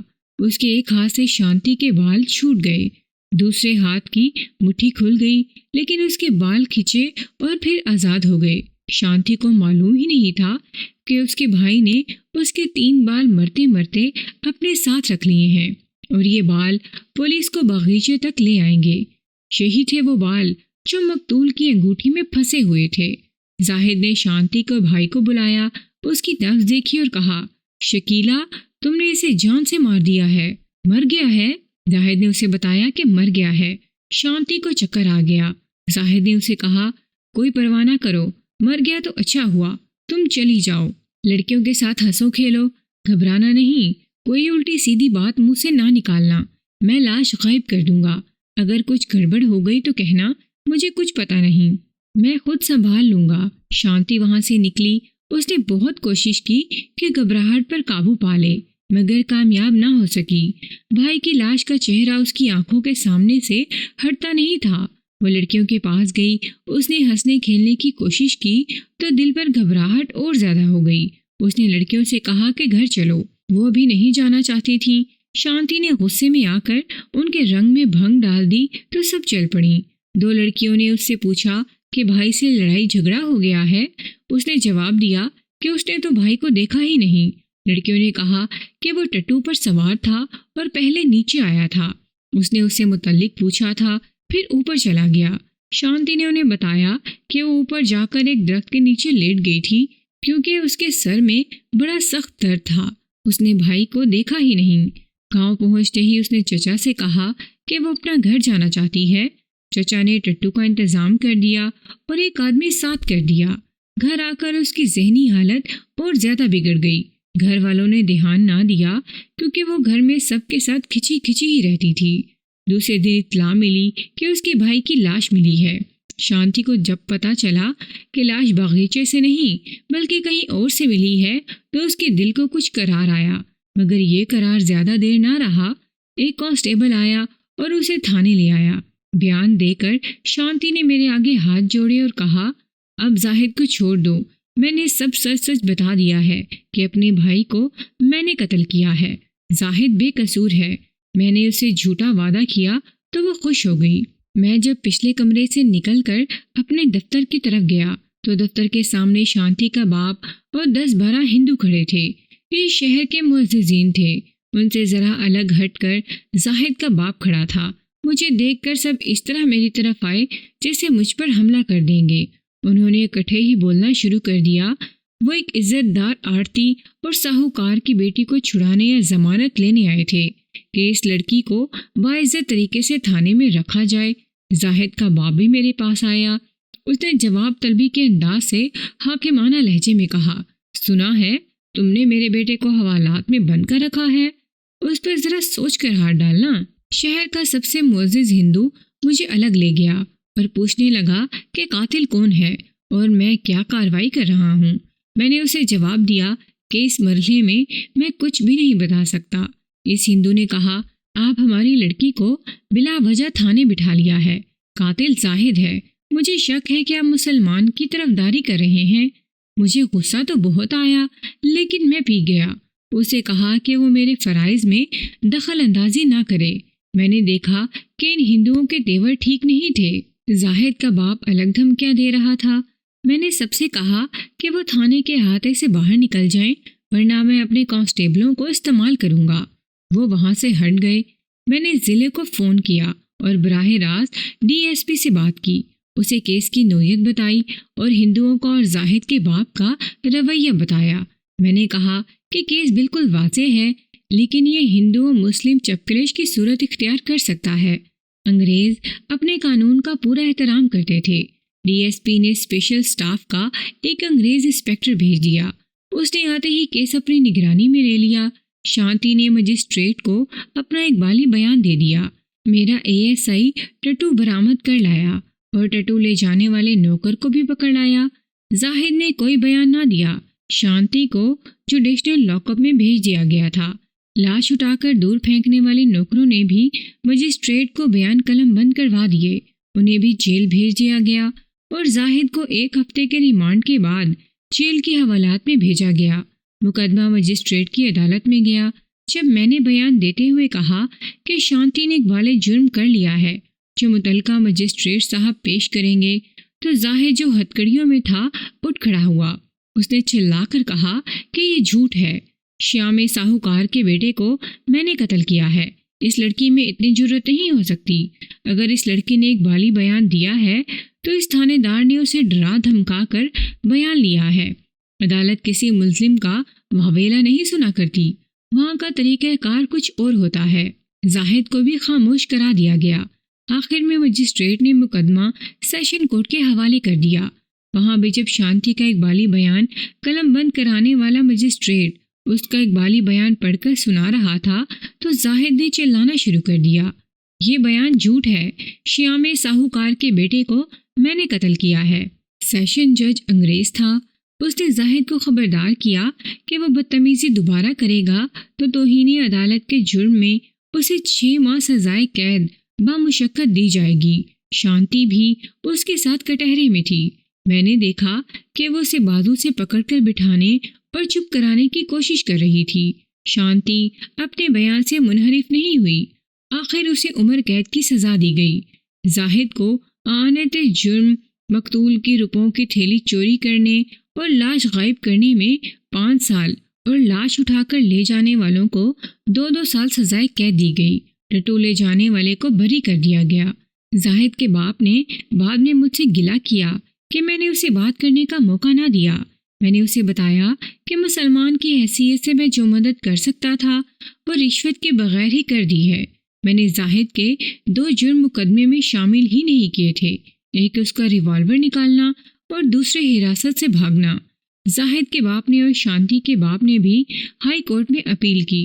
دونوں اپیلیں مسترد ہو گئیں۔ کہانی پسند آئی ہو تو لائک اور کمنٹ ضرور کیجیے گا۔